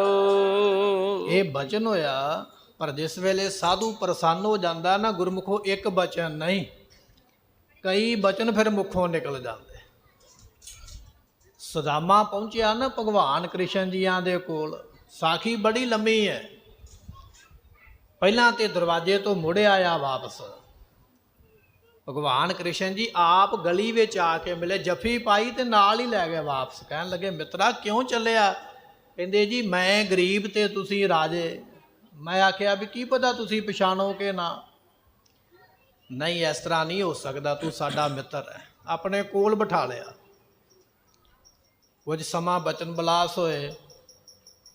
ਭਗਵਾਨ ਕ੍ਰਿਸ਼ਨ ਜੀ ਨੇ ਪੁੱਛ ਲਿਆ, ਕਹਿਣ ਲੱਗੇ, ਸਦਾਮਿਆ ਆਪਾਂ ਮਿੱਤਰ ਹਾਂ, ਤੇਰੀ ਘਰਵਾਲੀ ਮੇਰੀ ਭਰਜਾਈ ਲੱਗਦੀ ਹੈ। ਮੇਰੀ ਭਰਜਾਈ ਨੇ ਆਪਣੇ ਦਿਓਰ ਵਾਸਤੇ ਕੁਝ ਨਹੀਂ ਭੇਜਿਆ ਖਾਣ ਵਾਸਤੇ। ਵਿਦਵਾਨ ਕਹਿੰਦੇ ਨੇ ਵੀ ਇੱਕ ਪੋਟਲੀ ਦੇ ਵਿੱਚ ਸੁੱਕੇ ਚੌਲ ਬੱਧੇ ਸਨ, ਕੱਚੇ ਚੌਲ, ਤੇ ਉਹ ਛਪਾਉਂਦਾ ਪਿਆ, ਵੇਖ ਨਾ ਲਵੇ ਕੋਈ। ਪਰ ਭਗਵਾਨ ਕ੍ਰਿਸ਼ਨ ਜੀਆਂ ਨੇ ਉਹ ਪੋਟਲੀ ਵੇਖ ਲਈ। ਚੌਲ ਆਪਣੇ ਹੱਥਾਂ ਵਿੱਚ ਲੈ ਕੇ ਫੱਕਾ ਮਾਰਿਆ ਚੌਲਾਂ ਦਾ। ਫੱਕਾ ਮਾਰ ਕੇ ਆਖਿਆ, ਕਹਿਣ ਲੱਗੇ, ਸੁਦਾਮਿਆ ਤੈਨੂੰ ਰਿਧੀਆਂ ਦਿੱਤੀਆਂ, ਤੈਨੂੰ ਸਿੱਧੀਆਂ ਦਿੱਤੀਆਂ, ਤੈਨੂੰ ਮਹਿਲ ਦਿੱਤੇ, ਤੈਨੂੰ ਵਿਦਿਆ ਦਿੱਤੀ, ਤੈਨੂੰ ਭੰਡਾਰੇ ਦਿੱਤੇ, ਤੈਨੂੰ ਬਖਸ਼ਿਸ਼ਾਂ ਦਿੱਤੀਆਂ। ਬਚਨ ਤੇ ਬਚਨ, ਬਚਨ ਤੇ ਬਚਨ। ਇੱਕ ਫੱਕਾ ਮਾਰਦੇ ਚੌਲਾਂ ਦਾ, ਨਾਲ ਬਚਨ ਕਰਦੇ, ਦੂਜਾ ਫੱਕਾ ਮਾਰਦੇ, ਫਿਰ ਬਚਨ ਕਰਦੇ। ਇੰਨੇ ਵਰ ਭਗਵਾਨ ਕ੍ਰਿਸ਼ਨ ਨੇ ਦਿੱਤੇ। ਭਗਵਾਨ ਜੀਆਂ ਦੀ ਗੋਪੀ ਨੇ ਭਗਵਾਨ ਜੀਆਂ ਦਾ ਹੱਥ ਫੜ ਲਿਆ। ਕਹਿਣ ਲੱਗੇ, ਬਸ ਹੋਰ ਕੋਈ ਬਚਨ ਨਾ ਕਰਿਓ। ਤੁਸੀਂ ਤੇ ਇੱਕ ਫੱਕਾ ਮਾਰਦੇ, ਇੱਕ ਵਰ ਦਿੰਦੇ, ਕਿਤੇ ਇਹ ਹੀ ਨਾ ਕਹਿ ਦਿਓ ਵੀ ਸਦਾਮਿਆਂ ਸਾਰੀਆਂ ਗੋਪੀਆਂ ਵੀ ਤੇਰੀਆਂ ਹੋਈਆਂ। ਬਸ ਕਰੋ। ਬੜੇ ਵਰ ਦੇ ਦਿੱਤੇ। ਇੰਨੇ ਵਰ ਬੜੇ ਨੇ। ਜਦੋਂ ਕੋਈ ਸਾਧੂ ਖੁਸ਼ ਹੁੰਦਾ ਹੈ ਨਾ, ਫਿਰ ਇੱਕ ਵਾਰ ਨਹੀਂ, ਕਈ ਵਰ ਮਿਲਦੇ, ਕਈ ਬਖਸ਼ਿਸ਼ਾਂ ਮਿਲਦੀਆਂ। ਦੂਜਾ ਬਚਨ ਮੁਖੋਂ ਨਿਕਲਿਆ, ਕਹਿਣ ਲੱਗੇ, ਮਾਤਾ ਗੰਗਾ ਜੀ ਬੱਦਲਾਂ ਦੇ ਵਿੱਚ ਬਿਜਲੀ ਲਿਸ਼ਕਦੀ ਪਈ ਹੈ, ਚਮਕਦੀ ਪਈ ਹੈ। ਜਿਵੇਂ ਅੱਜ ਇਹ ਬਿਜਲੀ ਚਮਕਦੀ ਪਈ ਹੈ, ਤੁਹਾਡੇ ਪੁੱਤਰ ਦੀ ਤੇਗ ਜੰਗ ਮੈਦਾਨ ਦੇ ਵਿੱਚ ਚਮਕਿਆ ਕਰੇਗੀ। ਦੂਜਾ ਬਚਨ ਮੁਖੋਂ ਨਿਕਲਿਆ, ਹੋਰ ਪ੍ਰਸ਼ਾਦਾ ਛਕਿਆ, ਉਸੇ ਅਵਸਥਾ ਵਿੱਚ ਪ੍ਰੇਮ ਦੇ ਵਿੱਚ ਬੈਠੇ। ਤੀਜਾ ਬਚਨ ਫਿਰ ਆਖਿਆ, ਕਹਿਣ ਲੱਗੇ ਜਿਵੇਂ ਅੱਜ ਇਹ ਬੱਦਲ ਗੱਜਦੇ ਪਏ ਨੇ, ਤੁਹਾਡੇ ਪੁੱਤਰ ਦਾ ਨਗਾਰਾ ਜੰਗ ਮੈਦਾਨ ਵਿੱਚ ਇਸ ਤਰ੍ਹਾਂ ਦਾ ਗੱਜੇਗਾ, ਜਦੋਂ ਵੀ ਜੰਗ ਨੂੰ ਸ਼ੁਰੂ ਕਰੇਗਾ ਫਤਿਹ ਆਪ ਕਰੇਗਾ, ਉਹਨੂੰ ਕੋਈ ਫਤਿਹ ਨਹੀਂ ਕਰ ਸਕੇਗਾ। ਇਹ ਬਚਨ ਬਾਬਾ ਬੁੱਢਾ ਸਾਹਿਬ ਦੇ। ਇਹ ਬਚਨ ਲੈ ਕੇ ਮਾਤਾ ਜੀ ਜਦੋਂ ਘਰੇ ਆਏ ਨਾ, ਤੇ ਵਿਦਵਾਨ ਕਹਿੰਦੇ ਨੇ ਵੀ ਪੈਰਾਂ ਤੇ ਇੰਨੇ ਛਾਲੇ ਹੋ ਗਏ ਸਨ, ਇੰਨਾ ਜ਼ਖਮ ਹੋ ਗਿਆ ਵੀ ਹੁਣ ਤੁਰਿਆ ਨਹੀਂ ਜਾਂਦਾ। ਸੇਵਾਦਾਰ ਬੀਬੀਆਂ ਨੇ ਫੜ ਕੇ ਆਪ ਮੰਜੇ ਤੇ ਲੰਮੇ ਪਾਇਆ, ਤੱਤੇ ਪਾਣੀ ਨਾਲ ਪੈਰ ਧੋਤੇ, ਪੈਰਾਂ ਨੂੰ ਟਕੋਰਾਂ ਕੀਤੀਆਂ, ਹੌਲੀ ਹੌਲੀ ਜਾ ਕੇ ਕਿਤੇ ਆਰਾਮ ਆਇਆ। ਸਮਾਂ ਪ੍ਰਾਪਤ ਹੋਇਆ, ਧੰਨ ਗੁਰੂ ਹਰਗੋਬਿੰਦ ਪਾਤਸ਼ਾਹ ਮਹਾਰਾਜ ਜੀਆਂ ਦੇ ਦੁਨੀਆ ਤੇ ਆਉਣ ਦਾ ਸਮਾਂ ਆਇਆ। ਇੱਧਰੋਂ ਗੁਰੂ ਅਰਜਨ ਦੇਵ ਪਾਤਸ਼ਾਹ ਨੇ ਆਪਣੇ ਸਿੱਖ ਦੇ ਵਚਨ ਪੂਰੇ ਕਰਨ ਵਾਸਤੇ ਅੰਮ੍ਰਿਤਸਰ ਦੀ ਧਰਤੀ ਛੱਡ ਕੇ ਗੁਰੂ ਕੀ ਵਡਾਲੀ ਨੂੰ ਮਹਾਰਾਜ ਚਲੇ ਗਏ। ਅੱਜ ਦੇ ਦਿਨ ਅੰਮ੍ਰਿਤ ਵੇਲੇ 1595 ਦੇ ਵਿੱਚ ਮੀਰੀ ਪੀਰੀ ਦੇ ਮਾਲਕ ਗੁਰੂ ਹਰਗੋਬਿੰਦ ਪਾਤਸ਼ਾਹ ਮਹਾਰਾਜ ਜੀਆਂ ਦਾ ਅੱਜ ਦੇ ਦਿਨ ਮਾਤਾ ਗੰਗਾ ਜੀ ਦੀ ਕੁੱਖ ਤੋਂ ਗੁਰਮੁਖੋਂ ਪ੍ਰਕਾਸ਼ ਹੋਇਆ, ਮਹਾਰਾਜ ਦਾ ਅਵਤਾਰ ਹੋਇਆ। ਆਪ ਸੰਗਤਾਂ ਨੂੰ ਲੱਖ ਲੱਖ ਵਧਾਈ ਹੋਵੇ ਸਤਿਗੁਰਾਂ ਦੇ ਪ੍ਰਕਾਸ਼ ਗੁਰਪੁਰਬ ਦੀ। ਮਨ ਚਾਓ ਭਇਆ ਪ੍ਰਭ ਆਗਮ ਸੁਣਿਆ। ਸਾਰਿਆਂ ਵਿੱਚ ਖਬਰਾਂ ਪਹੁੰਚ ਗਈਆਂ। ਅੰਮ੍ਰਿਤਸਰ ਤੋਂ ਵੀ ਸੰਗਤਾਂ ਚੱਲਦੀਆਂ, ਦੂਰੋਂ ਦੂਰੋਂ ਸੰਗਤਾਂ ਚੱਲ ਕੇ ਗੁਰੂ ਵਡਾਲੀ ਨਗਰ ਵਿੱਚ ਪਹੁੰਚਦੀਆਂ, ਬੱਚੇ ਦੇ ਦਰਸ਼ਨ ਕਰਦੀਆਂ, ਬਲਿਹਾਰ ਜਾਂਦੀਆਂ। ਜੰਮਿਆ ਪੂਤ ਭਗਤ ਗੋਬਿੰਦ ਕਾ, ਮਹਾਰਾਜ ਨੇ ਬਚਨ ਵੀ ਲਿਖੇ ਗੁਰੂ ਅਰਜਨ ਦੇਵ ਪਾਤਸ਼ਾਹ। ਤੇ ਫਿਰ ਜਿਹੜਾ ਪੁੱਤਰ ਪ੍ਰਾਪਤ ਹੋਇਆ ਨਾ, ਪਹਿਲਾਂ ਆਪਾਂ ਸਾਖੀ ਸਰਵਣ ਕੀਤੀ ਹੈ ਵੀ ਇੱਕ ਬ੍ਰਾਹਮਣ ਜ਼ਹਿਰ ਖਵਾਉਣ ਵਾਸਤੇ ਚਲਾ ਗਿਆ, ਫਿਰ ਇੱਕ ਦਾਈ ਭੇਜੀ ਗਈ, ਉਹਨੇ ਵੀ ਜ਼ਹਿਰ ਲਾ ਕੇ ਬੱਚੇ ਨੂੰ ਮਾਰਨ ਦਾ ਯਤਨ ਕੀਤਾ। ਇੱਕ ਸਪੇਰਾ ਭੇਜਿਆ, ਸੱਪ ਲੈ ਕੇ ਗਿਆ, ਬੜਾ ਜ਼ਹਿਰੀਲਾ ਨਾਗ ਜੰਗਲ ਵਿੱਚੋਂ ਫੜਿਆ, ਉਹ ਵੀ ਭੇਜਿਆ ਗਿਆ। ਨਿੱਕੇ ਜਿਹੇ ਹੱਥਾਂ ਨਾਲ ਸੱਪ ਦੀ ਸਰੀ ਨੂੰ ਫੜ ਕੇ ਤੇ ਗੁਰੂ ਹਰਗੋਬਿੰਦ ਪਾਤਸ਼ਾਹ ਨੇ ਉਸ ਨੂੰ ਫੇਹ ਦਿੱਤਾ। ਇਸ ਤਰ੍ਹਾਂ ਮਹਾਰਾਜ ਜੀ ਇਸ ਦੁਨੀਆ ਵਿੱਚ ਆਏ, ਜਨਮ ਤੋਂ ਲੈ ਕੇ ਜੋਤੀ ਜੋਤ ਸਮਾਉਣ ਤੱਕ ਵਿਰੋਧੀਆਂ ਦੇ ਦੁਸ਼ਮਣਾਂ ਦੇ ਹਮਲੇ ਹੁੰਦੇ ਹੀ ਰਹੇ, ਕਦੇ ਸੱਪ ਦੇ ਰੂਪ ਵਿੱਚ, ਕਦੇ ਦਹੀਂ ਦੇ ਰੂਪ ਦੇ ਵਿੱਚ, ਕਦੇ ਫੌਜਾਂ ਦੇ ਰੂਪ ਦੇ ਵਿੱਚ, ਕਦੇ ਕਿਸੇ ਯਤਨ ਦੇ ਨਾਲ। ਹਰ ਜੰਗ ਦੇ ਵਿੱਚੋਂ ਗੁਰੂ ਹਰਗੋਬਿੰਦ ਪਾਤਸ਼ਾਹ ਮਹਾਰਾਜ ਫਤਿਹ ਹੋਏ। ਐਸੇ ਗੁਰ ਕੋ ਬਲ ਬਲ ਜਾਈਐ ਆਪ ਮੁਕਤ ਮੋਹਿ ਤਰ। ऐसे गुर को बल बल जाइए, ऐसे गुर को बल बल जाइए, ऐसे गुर को बल बल जाइए, ऐसे गुर को बल बल जाइए। आप मुक्त मोहि तारे, आप मुक्त मोहि तारे, आप मुक्त मोहि तारे, ਆਪ ਮੁਕਤ ਮੋਹਿ ਤਾਰ। ਇਸ ਤਰ੍ਹਾਂ ਗੁਰੂ ਹਰਗੋਬਿੰਦ ਪਾਤਸ਼ਾਹ ਮਹਾਰਾਜ ਸੰਸਾਰ ਵਿੱਚ ਆਏ। ਗੁਰਮੁਖੋ ਅੱਜ ਆਪਾਂ ਨੂੰ ਹਾੜ ਮਹੀਨੇ ਦੀ ਸੰਗਰਾਂਦ ਦਾ ਵੀ ਦਿਹਾੜਾ ਪ੍ਰਾਪਤ ਹੋ ਰਿਹਾ। ਆਓ ਥੋੜੇ ਮਿੰਟਾਂ ਵਾਸਤੇ 12 ਮਾਹ ਮਹੀਨੇ ਦੀ ਵਿਚਾਰ ਸਰਵਣ ਕਰਕੇ ਉਪਰੰਤ ਸਮਾਪਤੀ ਕਰਾਂਗੇ। ਸਤਿਗੁਰੂ ਬਖਸ਼ਿਸ਼ ਕਰਦੇ ਹਨ। ਸਾੜ ਤਪੰਦਾ ਤਿਸ ਲੱਗੈ ਹਰ ਨਾ। ਹਾੜ ਦਾ ਮਹੀਨਾ ਮਹਾਰਾਜ ਕਹਿੰਦੇ ਵੀ ਉਹਨਾਂ ਨੂੰ ਤਪਾਉਂਦਾ ਹੈ। ਜਿਵੇਂ ਹਾੜ ਦੇ ਮਹੀਨੇ ਵਿੱਚ ਤਪਸ਼ ਹੁੰਦੀ ਹੈ ਨਾ, ਗਰਮੀ ਹੁੰਦੀ ਹੈ, ਲੋਕ ਤੜਫਦੇ ਨੇ। ਮਹਾਰਾਜ ਕਹਿਣ ਲੱਗੇ ਇਹ ਮਹੀਨਾ ਉਹਨਾਂ ਲੋਕਾਂ ਨੂੰ ਤੜਫਾਉਂਦਾ ਤੇ ਤਪਾਉਂਦਾ ਹੈ। ਹਰ ਨਾਹੁ ਨ ਜਿੰਨਾ ਪਾਸ, ਜਿਨ੍ਹਾਂ ਦੇ ਕੋਲ ਨਾਹੋ ਕਹੀਏ ਪਤੀ, ਪਤੀ ਕੌਣ? ਪਰਮਾਤਮਾ। ਜਿਨ੍ਹਾਂ ਦੇ ਕੋਲ ਪਤੀ ਪਰਮਾਤਮਾ ਦਾ ਨਾਮ ਨਹੀਂ ਹੈ, ਜਿਨ੍ਹਾਂ ਦੇ ਮੂੰਹੋਂ ਵਾਹਿਗੁਰੂ ਨਹੀਂ ਨਿਕਲਿਆ, ਜਿਨ੍ਹਾਂ ਦੇ ਹਿਰਦੇ ਵਿੱਚ ਵਾਹਿਗੁਰੂ ਨਹੀਂ ਜਪਿਆ ਹੈ, ਉਹ ਜਿਹੜੇ ਸਰੀਰ ਨੇ ਉਹ ਤਪਦੇ ਰਹਿੰਦੇ, ਉਹ ਸੜਦੇ ਰਹਿੰਦੇ, ਤੜਫਦੇ ਰਹਿੰਦੇ ਹਰ ਵੇਲੇ। ਜਿਨ੍ਹਾਂ ਦੇ ਕੋਲ ਨਾਮ ਦੀ ਕਮਾਈ ਨਹੀਂ ਹੈ। ਜਗ ਜੀਵਨ ਪੁਰਖ ਤਿਆਗ ਕੈ, ਉਹ ਜਿਹੜਾ ਜਗਤ ਨੂੰ ਜੀਵਨ ਦੇਣ ਵਾਲਾ ਪਰਮਾਤਮਾ ਹੈ, ਦੁਨੀਆ ਨੇ ਉਸ ਨੂੰ ਛੱਡ ਹੀ ਦਿੱਤਾ ਵੀ ਮੈਂ ਰੱਬ ਤੋਂ ਕੀ ਲੈਣਾ ਹੈ, ਮੈਂ ਪਰਮਾਤਮਾ ਤੋਂ ਕੀ ਲੈਣਾ ਹੈ। ਜਗਤ ਨੂੰ ਜੀਵਨ ਦੇਣ ਵਾਲੇ ਪਰਮਾਤਮਾ ਨੂੰ ਵਿਸਾਰ ਕੇ ਭੁਲਾ ਕੇ ਮਾਨਸ ਸੰਧੀ ਆਸ, ਦੁਨੀਆ ਦੇ ਲੋਕ ਬੰਦੇ ਦੀ ਆਸ ਲਾ ਕੇ ਬੈਠ ਗਿਆ ਵੀ ਆਹ ਬੰਦਾ ਮੇਰੀ ਮਦਦ ਕਰੇਗਾ, ਆਹ ਬੰਦਾ ਮੇਰੀ ਮਦਦ ਕਰੇਗਾ। ਅਸੀਂ ਬੰਦੇ ਦੀ ਆਸ ਰੱਖਦੇ ਹਾਂ, ਪਰ ਬੰਦੇ ਦੀ ਆਸ ਰੱਖੀ ਹੋਈ ਨਿਸਫਲ ਹੈ। ਕਿਉਂ? ਕਿਉਂਕਿ ਬੰਦਾ ਵੀ ਜਿੰਨਾ ਚਿਰ ਉਹ ਪਰਮਾਤਮਾ ਨਹੀਂ ਨਾ ਚਾਹੁੰਦਾ, ਉਹਦੇ ਬਿਨਾਂ ਬੰਦਾ ਵੀ ਨਹੀਂ ਜੇ ਦੇ ਸਕਦਾ। ਮਾਨੋ ਕੀ ਟੇਕ ਬਿਰਥੀ ਸਭ ਜਾਨ, ਦੇਵਨ ਕੋ ਏਕੈ ਭਗਵਾਨ। ਦੇਣ ਵਾਲਾ ਇੱਕ ਪਰਮਾਤਮਾ ਹੈ, ਜਿਸ ਕੈ ਦੀਐ ਰਹਿ ਅਗਾਏ, ਬਹੁੜ ਨਾ ਤ੍ਰਿਸ਼ਨਾ ਲਾਗੇ। ਆਏ ਰੱਬ ਜਦੋਂ ਦਿੰਦਾ ਫਿਰ ਇੰਨਾ ਦੇ ਦਿੰਦਾ ਵੀ ਮੁੜ ਕੇ ਭੁੱਖ ਨਹੀਂ ਲੱਗਦੀ ਹੈ। ਐਸੀਆਂ ਦਾਤਾਂ ਦਿੰਦਾ ਹੈ। ਦੁਇਐ ਭਾਏ ਵਿਗੁਚੀਐ। ਜਿਹੜੇ ਲੋਕ ਦਵੈਤ ਭਾਵ ਵਿੱਚ ਪੈਂਦੇ ਨੇ, ਦੋ ਰਸਤਿਆਂ ਤੇ ਪੈ ਜਾਂਦੇ ਨੇ, ਵਿਗੁਚੀਏ ਕਹੀਏ, ਉਹ ਖਰਾਬ ਹੁੰਦੇ ਹਨ। ਗਲ ਪਈ ਸੋ ਜਮ ਕੀ ਫਾਸ। ਉਹਨਾਂ ਦੇ ਗਲ ਦੇ ਵਿੱਚ ਜਮਾਂ ਦੀ ਫਾਈ ਪੈਂਦੀ ਹੈ। ਜਦੋਂ ਨਾਮ ਨਹੀਂ ਨਾ ਜਪਿਆ, ਬੰਦਗੀ ਨਹੀਂ ਕੀਤੀ ਹੈ, ਤੇ ਫਿਰ ਜਮਾਂ ਦੀ ਫਾਈ ਜਮ ਆ ਕੇ ਦਰਸ਼ਨ ਦਿੰਦੇ, ਤੇ ਫਿਰ ਉਹਨਾਂ ਜਮਾਂ ਦਾ ਦਰਸ਼ਨ ਹੀ ਇੰਨਾ ਭਿਆਨਕ ਹੈ ਕਿ ਉਹਨਾਂ ਦੇ ਦਰਸ਼ਨ ਕਰਕੇ ਦੁੱਖ ਹੁੰਦਾ, ਸੁੱਖ ਕੋਈ ਨਹੀਂ ਹੁੰਦਾ। ਸਤਿਗੁਰੂ ਕਹਿਣ ਲੱਗੇ, ਗੁਰਬਾਣੀ ਦਾ ਬਚਨ ਹੈ, ਮਲਕਲ ਮੌਤ ਜਾਂ ਆਵਸੀ ਸਭ ਦਰਵਾਜੇ ਭੰਨ, ਤਿੰਨਾਂ ਪਿਆਰਿਆਂ ਭਾਈਆਂ ਅੱਗੇ ਦਿੱਤਾ ਬੰਨ, ਵੇਖੋ ਬੰਦਾ ਚੱਲਿਆ 100 ਜਣਿਆਂ ਦਾ ਕੰਨ। ਐਸੀ ਉਹ ਮੌਤ ਹੈ। ਸਤਿਗੁਰੂ ਕਹਿਣ ਲੱਗੇ, ਬਚਨ ਇਹ ਹੈ, ਗਲ ਪਈ ਸੋ ਜਮ ਕੀ ਫਾਂਸ। ਜਿਨ੍ਹਾਂ ਦੇ ਗਲ ਵਿੱਚ ਜਮਾਂ ਦੀ ਫਾਈ ਪੈ ਜਾਂਦੀ ਹੈ, ਉਹ ਫਿਰ ਰੋਂਦੇ ਨੇ, ਦੁਖੀ ਹੁੰਦੇ ਹਨ। ਜਿਹਾ ਬੀਜੈ ਸੋ ਲੁਣੈ, ਮੱਥੈ ਜੋ ਲਿਖਿਆਸ। ਸਤਿਗੁਰੂ ਕਹਿਣ ਲੱਗੇ, ਜਿਹੋ ਜਿਹਾ ਫਲ ਤੂੰ ਬੀਜੇਂਗਾ। ਅਸੀਂ ਬੀ ਨੂੰ ਜਦੋਂ ਖੇਤਾਂ ਵਿੱਚ ਛਟਾ ਦੇਈਦਾ ਨਾ, ਕੋਈ ਫਸਲ ਬੀਜੀ ਦੀ ਹੈ, ਤੇ ਸੱਜੇ ਹੱਥ ਵਿੱਚ ਫੜ ਕੇ ਅਸੀਂ ਮੁੱਠ ਭਰਦੇ ਹਾਂ ਦਾਣਿਆਂ ਦੀ, ਤੇ ਫਿਰ ਖਿਲਾਰੀ ਦੀ ਹੈ। ਤੇ ਜਦੋਂ ਉਹ ਬੀਜ ਉੱਗ ਪੈਂਦਾ ਨਾ ਫਸਲ ਦੇ ਰੂਪ ਵਿੱਚ, ਉਹ ਪੱਕ ਜਾਂਦੀ ਹੈ ਫਸਲ, ਤੇ ਸੱਜੇ ਹੱਥ ਵਿੱਚ ਦਾਤਰੀ ਫੜ ਕੇ ਤੇ ਉਸੇ ਫਸਲ ਨੂੰ ਵੱਢੀਦਾ। ਖਿਲਾਰਿਆ ਵੀ ਸੱਜੇ ਹੱਥ ਨੇ ਹੈ, ਬੀਜ ਬੀਜਿਆ ਸੱਜੇ ਹੱਥ ਨੇ ਹੈ, ਦਾਤਰੀ ਵੀ ਸੱਜੇ ਹੱਥ ਨੇ ਹੀ ਫੜੀ ਹੈ। ਜਿਸ ਹੱਥ ਨੇ ਬੀਜਿਆ ਹੈ, ਉਸੇ ਹੱਥ ਨੇ ਵੱਢਿਆ ਹੈ। ਮਹਾਰਾਜ ਕਹਿਣ ਲੱਗੇ, ਇਹ ਰੱਬ ਦਾ ਹੁਕਮ ਹੈ, ਜਿਹੋ ਜਿਹਾ ਬੀਜ ਬੀਜੇਗਾ ਨਾ, ਉਹੋ ਜੀ ਫਸਲ ਤੈਨੂੰ ਵੱਢਣੀ ਪਵੇਗੀ। ਆਪੇ ਬੀਜ ਆਪੇ ਹੀ ਖਾਹੋ, ਨਾਨਕ ਹੁਕਮੇ ਆਵੋ ਜਾਓ। ਗੁਰੂ ਕਿਹਾ ਸਿੱਖਾ, ਜਦੋਂ ਸਵੇਰ ਵੇਲੇ ਨਿਤਨੇਮ ਕਰਦਾ, ਜਪਜੀ ਸਾਹਿਬ ਦੀ ਬਾਣੀ ਪੜ੍ਹਦਾ, ਉਹਦੇ ਵਿੱਚ ਇਹ ਬਚਨ ਆਉਂਦਾ ਵੀ ਆਪੇ ਬੀਜ ਆਪੇ ਹੀ ਖਾਹੋ, ਤੇ ਫਿਰ ਤੂੰ ਸਾਰਾ ਦਿਨ ਉਹ ਬਚਨ ਨੂੰ ਭੁੱਲ ਕਿਉਂ ਜਾਂਦਾ?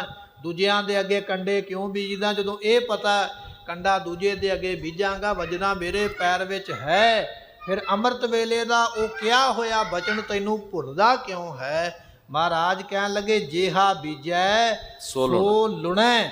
ਜਿਹੋ ਜਿਹਾ ਬੀਜ ਬੀਜੇਗਾ, ਉਹੋ ਜਿਹਾ ਬੀਜ ਤੈਨੂੰ ਵੱਢਣਾ ਪਵੇਗਾ। ਕਾਰਨ ਇਹ ਹੈ, ਮੱਥੇ ਜੋ ਲਿਖਿਆਸ। ਜਿਹੜਾ ਕਰਮ ਮੱਥੇ ਤੇ ਲਿਖਿਆ ਜਾਵੇ, ਭਾਵੇਂ ਉਹ ਮਨੁੱਖ ਹੈ, ਭਾਵੇਂ ਉਹ ਦੇਵਤਾ ਹੈ, ਮੱਥੇ ਦਾ ਲਿਖਿਆ ਲੇਖ ਕੋਈ ਮੇਟ ਨਹੀਂ ਸਕਦਾ, ਉਹਨੂੰ ਭੋਗਣਾ ਪੈਂਦਾ ਹੈ। ਭਾਵੇਂ ਉਹ ਅਵਤਾਰ ਹੀ ਕਿਉਂ ਨਾ ਹੋਵੇ ਦੁਨੀਆ ਤੇ ਆਇਆ ਹੋਇਆ, ਉਹ ਲੇਖ ਨੂੰ ਮਿਟਾ ਨਹੀਂ ਸਕਦਾ। ਕਹਿਣ ਲੱਗੇ, ਐਸੇ ਲੇਖ ਨੇ ਜਿਹੜੇ ਭੋਗਣੇ ਪੈਂਦੇ। ਰੋਵੈ ਰਾਮ ਨਿਕਾਲਾ ਭਇਆ, ਸੀਤਾ ਲਖਮਣ ਕਿਆ ਲੇਗਾ ਵਿਛੜ ਗਏ। ਬਚਨ ਆਇਆ, ਨਾਰਦ ਮੁਨੀ ਨੇ ਆਖਿਆ ਜਾ ਕੇ ਭਗਵਾਨ ਨੂੰ, ਕਹਿਣ ਲੱਗਾ, ਜੀ ਮੈਨੂੰ ਹਰ ਦਾ ਮੂੰਹ ਲਾ ਦਿਓ। ਹਰ ਤੋਂ ਭਾਵ ਹੁੰਦਾ ਹੈ ਭਗਵਾਨ ਵਿਸ਼ਨੂੰ। ਉਹਦਾ ਭਾਵ ਇਹ ਸੀ ਵੀ ਭਗਵਾਨ ਵਿਸ਼ਨੂੰ ਵਰਗਾ ਮੇਰਾ ਮੂੰਹ ਬਣਾ ਦਿਓ। ਮੰਗਿਆ ਤੇ ਇਹ, ਪਰ ਭਗਵਾਨ ਨੇ ਅੱਗੋਂ ਮਖੌਲ ਕੀਤਾ, ਹਰ ਨਾਮ ਬਾਂਦਰ ਦਾ ਵੀ ਹੈ। ਮੂੰਹ ਲਾ ਦਿੱਤਾ ਬਾਂਦਰ ਵਾਲਾ, ਮੰਗਿਆ ਸੀ ਭਗਵਾਨ ਵਿਸ਼ਨੂੰ ਵਾਲਾ। ਤੇ ਜਦੋਂ ਫਿਰ ਨਾਰਦ ਮੁਨੀ ਦੀ ਬੇਇੱਜ਼ਤੀ ਹੋਈ ਨਾ, ਰਾਜੇ ਦੀ ਸਭਾ ਦੇ ਵਿੱਚ ਲੋਕਾਂ ਨੇ ਮਖੌਲ ਕੀਤਾ, ਨਾਰਦ ਨੇ ਸ਼ਰਾਪ ਦਿੱਤਾ। ਕਹਿਣ ਲੱਗੇ, ਜਿਵੇਂ ਅੱਜ ਮੇਰੀ ਬੇਇੱਜ਼ਤੀ ਹੋਈ ਹੈ, ਭਾਵੇਂ ਤੂੰ ਦੁਨੀਆ ਦਾ ਅਵਤਾਰ ਵੀ ਕਿਉਂ ਨਾ ਬਣ ਜਾਵੇਂ, ਤੇਰੀ ਬੇਇੱਜ਼ਤੀ ਵੀ ਮੇਰੇ ਵਾਂਗ ਹੀ ਦੁਨੀਆ ਤੇ ਹੋਵੇਗੀ। ਜਿਵੇਂ ਮੈਨੂੰ ਅੱਜ ਬਾਂਦਰ ਬਣਾਇਆ ਹੈ, ਇਹਨਾਂ ਬਾਂਦਰਾਂ ਦੀ ਮਦਦ ਦੇ ਨਾਲ ਹੀ ਤੂੰ ਆਪਣਾ ਪਰਿਵਾਰ ਵਸਾ ਸਕੇਗਾ। ਸਮਾਂ ਆਇਆ, ਭਗਵਾਨ ਰਾਮ ਜੀ ਦੁਨੀਆ ਤੇ ਆਏ, ਤੇ ਸੀਤਾ ਨੂੰ ਰਾਵਣ ਚੁੱਕ ਕੇ ਲੈ ਗਿਆ, ਤੇ ਬੜੀ ਹਾਸੀ ਲੋਕਾਂ ਨੇ ਉਡਾਈ, ਬੜਾ ਮਖੌਲ ਉਡਾਇਆ। ਹੈ ਤੇ ਨਮੋਸ਼ੀ ਵਾਲੀ ਗੱਲ ਨਾ, ਕਿ ਕੋਈ ਕਿਸੇ ਦੀ ਜਨਾਨੀ ਚੁੱਕ ਕੇ ਅਗਵਾ ਕਰਕੇ ਲੈ ਜਾਵੇ, ਨਮੋਸ਼ੀ ਵਾਲੀ ਗੱਲ ਹੈ। ਬਾਂਦਰਾਂ ਦੀ ਮਦਦ, ਵਾਨਰਾਂ ਦੀ ਮਦਦ ਲੈ ਕੇ ਰਾਮ ਜੀਆਂ ਨੇ ਰਾਵਣ ਨੂੰ ਮਾਰਿਆ ਤੇ ਆਪਣੇ ਪਰਿਵਾਰ ਨੂੰ ਵਾਪਸ ਲਿਆਂਦਾ। ਇਹ ਮੈਂ ਇਤਿਹਾਸ ਦਾ ਪਹਿਲੂ ਤਾਂ ਤੁਹਾਡੇ ਅੱਗੇ ਰੱਖਿਆ ਵੀ ਭਾਵੇਂ ਬੰਦਾ ਅਵਤਾਰ ਹੀ ਕਿਉਂ ਨਾ ਬਣ ਜਾਵੇ, ਭਾਵੇਂ ਰਾਮ ਕਿਉਂ ਨਾ ਬਣ ਜਾਵੇ, ਭਾਵੇਂ ਕ੍ਰਿਸ਼ਨ ਕਿਉਂ ਨਾ ਬਣ ਜਾਵੇ, ਕੀਤਾ ਹੋਇਆ ਕਰਮ ਉਹਦਾ ਫਲ ਭੋਗਣਾ ਪੈਂਦਾ। ਬੰਦਿਆ ਤੂੰ ਕਿਹੜੇ ਖੇਤ ਦੀ ਮੂਲੀ ਹੈ, ਕਾਹਦਾ ਤੂੰ ਮਾਣ ਰੱਖਿਆ, ਪਾਪ ਮੈਂ ਕਰਾਂਗਾ ਤੇ ਮੈਨੂੰ ਫਲ ਨਹੀਂ ਭੋਗਣਾ ਪਵੇਗਾ। ਕਿਵੇਂ ਨਹੀਂ ਭੋਗਣਾ ਪਵੇਗਾ? ਇੱਥੇ ਤੇ ਰੋਵਹਿ ਰਾਮ ਨਿਕਾਲਾ ਭਇਆ, ਸੀਤਾ ਲਖਮਣ ਵਿਛੜ ਗਿਆ। ਇੱਥੇ ਤੇ ਰਾਮ ਵਰਗੇ ਰੋਂਦੇ ਵੇਖੇ ਦੁਨੀਆ ਤੇ ਫਿਰ ਸਾਡੀ ਕੈਸੀ ਹਾਲਤ ਹੋਵੇਗੀ? ਮੱਥੇ ਤੇ ਲਿਖਿਆ ਲੇਖ ਕਦੇ ਮਿਟਦਾ ਨਹੀਂ ਹੈ। ਰਹਿਣ ਬਿਹਾਣੀ ਪਛਤਾਣੀ, ਉੱਠ ਚਲੀ ਗਈ ਨਿਰਾਸ। ਉਮਰਾ ਰੂਪੀ ਰਾਤ ਜਿਹੜੀ ਹੈ ਇਸ ਤਰ੍ਹਾਂ ਹੀ ਬਤੀਤ ਹੋ ਜਾਣੀ। ਆਪਾਂ ਰਾਤ ਨੂੰ ਸੌਂਦੇ ਨਾ ਮੰਜੇ ਤੇ ਪਾਸੇ ਮਾਰਦੇ ਹਾਂ, ਕਦੇ ਕੰਬਲ ਉੱਪਰ ਲੈ ਲਿਆ, ਕਦੇ ਲਾਹ ਲਿਆ, ਤੇ ਪਤਾ ਉਦੋਂ ਲੱਗਦਾ ਜਦੋਂ ਸਵੇਰ ਦਾ ਅਲਾਰਮ ਵੱਜ ਜਾਂਦਾ, ਦਿਨ ਚੜ ਗਿਆ ਭਾਈ। ਸਾਰੀ ਰਾਤ ਪਾਸੇ ਮਾਰਦਿਆਂ ਲੰਘ ਗਈ। ਮਹਾਰਾਜ ਕਹਿੰਦੇ ਉਮਰਾਂ ਵੀ ਇਸੇ ਤਰ੍ਹਾਂ ਹੀ ਹੈ, ਕਦੇ ਇਹਦਾ ਕੰਮ ਕਰ ਲਿਆ, ਕਦੇ ਉਹਦਾ ਕੰਮ ਕਰ ਲਿਆ, ਇਧਰੋਂ ਲਾਮਾ ਲੈ ਲਿਆ, ਉਧਰੋਂ ਸ਼ਾਬਾਸ਼ੇ ਲੈ ਲਈ, ਇਧਰੋਂ ਦੇ ਦਿੱਤਾ, ਉਧਰੋਂ ਲੈ ਲਿਆ, ਕਰਦਿਆਂ ਕਰਦਿਆਂ ਜ਼ਿੰਦਗੀ ਵੀ ਰਾਤ ਵਰਗੀ ਹੈ, ਸਾਰੀ ਲੰਘ ਗਈ, ਪਤਾ ਹੀ ਨਹੀਂ ਲੱਗਾ। ਅਲਾਰਮ ਕੀ ਵੱਜਿਆ? ਮੌਤ ਦਾ ਜਮਦੂਤ ਫਰੇਸ਼ਤਾ ਸਾਹਮਣੇ ਆ ਗਿਆ, ਚੱਲ ਪੁੱਤਰਾ ਤੇਰਾ ਦਿਨ ਚੜ ਗਿਆ, ਤੈਨੂੰ ਲੈਣ ਵਾਸਤੇ ਆਇਆ, ਤੇਰੀ ਜ਼ਿੰਦਗੀ ਖਤਮ ਹੋ ਗਈ, ਡੀ ਐਂਡ ਹੋ ਗਿਆ। ਫਿਰ ਪਛਤਾਵਾ ਹੈ। ਨਾਮ ਜਪ ਲੈਂਦਾ, ਬਾਣੀ ਪੜ੍ਹ ਲੈਂਦਾ, ਸਿਮਰਨ ਕਰ ਲੈਂਦਾ, ਮੇਰਾ ਭਲਾ ਹੋ ਜਾਂਦਾ, ਪਰ ਉਦੋਂ ਪਛਤਾਵਾ ਹੀ ਹੈ। ਕਹਿਣ ਲੱਗੇ ਆਪ ਪਛਤਾਏ ਕਿਆ ਕਰੇ ਜਬ ਚਿੜੀਆ ਚੋਗੀ ਖੇਤ। ਹੁਣ ਪਛਤਾਵੇ ਦਾ ਕੁਝ ਨਹੀਂ ਹੋਣਾ ਹੈ। ਜਿਨ ਕੋ ਸਾਧੂ ਭੇਟੀਐ ਸੋ ਦਰਗਹਿ ਹੋਏ ਖਲਾਸ। ਜਿਨ੍ਹਾਂ ਨੂੰ ਪੂਰਾ ਕੋਈ ਸਾਧੂ ਮਿਲ ਜਾਵੇ ਬੰਦਗੀ ਵਾਲਾ, ਉਹ ਦਰਗਾਹ ਦੇ ਵਿੱਚ ਬੰਧਨਾਂ ਤੋਂ ਖਲਾਸ ਹੋ ਜਾਂਦੇ, ਮੁਕਤ ਹੋ ਜਾਂਦੇ, ਉਹਨਾਂ ਨੂੰ ਬੰਧਨ ਕੋਈ ਨਹੀਂ ਪੈਂਦੇ ਹਨ। ਕਰ ਕਿਰਪਾ ਪ੍ਰਭ ਆਪਣੀ, ਤੇਰੇ ਦਰਸ਼ਨ ਹੋਏ ਪਿਆਸ। ਕਹਿਣ ਲੱਗੇ ਸਾਡੇ ਤੇ ਕਿਰਪਾ ਕਰ ਪਰਮਾਤਮਾ, ਕਿਰਪਾ ਇਹ ਕਰ ਕਿਰਪਾ ਪ੍ਰਭ ਆਪਣੀ, ਆਪਣੀ ਕਿਰਪਾ ਕਰੋ ਵੀ ਤੇਰੇ ਦਰਸ਼ਨਾਂ ਦੀ ਪਿਆਸ ਲੱਗੀ ਹੋਈ ਹੈ। ਉਹ ਦਰਸ਼ਨ ਜਿਹੜੇ ਨੇ ਛੇਤੀ ਦੇ ਨਾਲ ਮੈਨੂੰ ਪ੍ਰਾਪਤ ਹੋਣ। ਸਗਲ ਭਵਨ ਕੇ ਨਾਇਕਾ ਇੱਕ ਛਿਨ ਦਰਸ਼ਨ ਦਿਖਾਏ ਜੀ।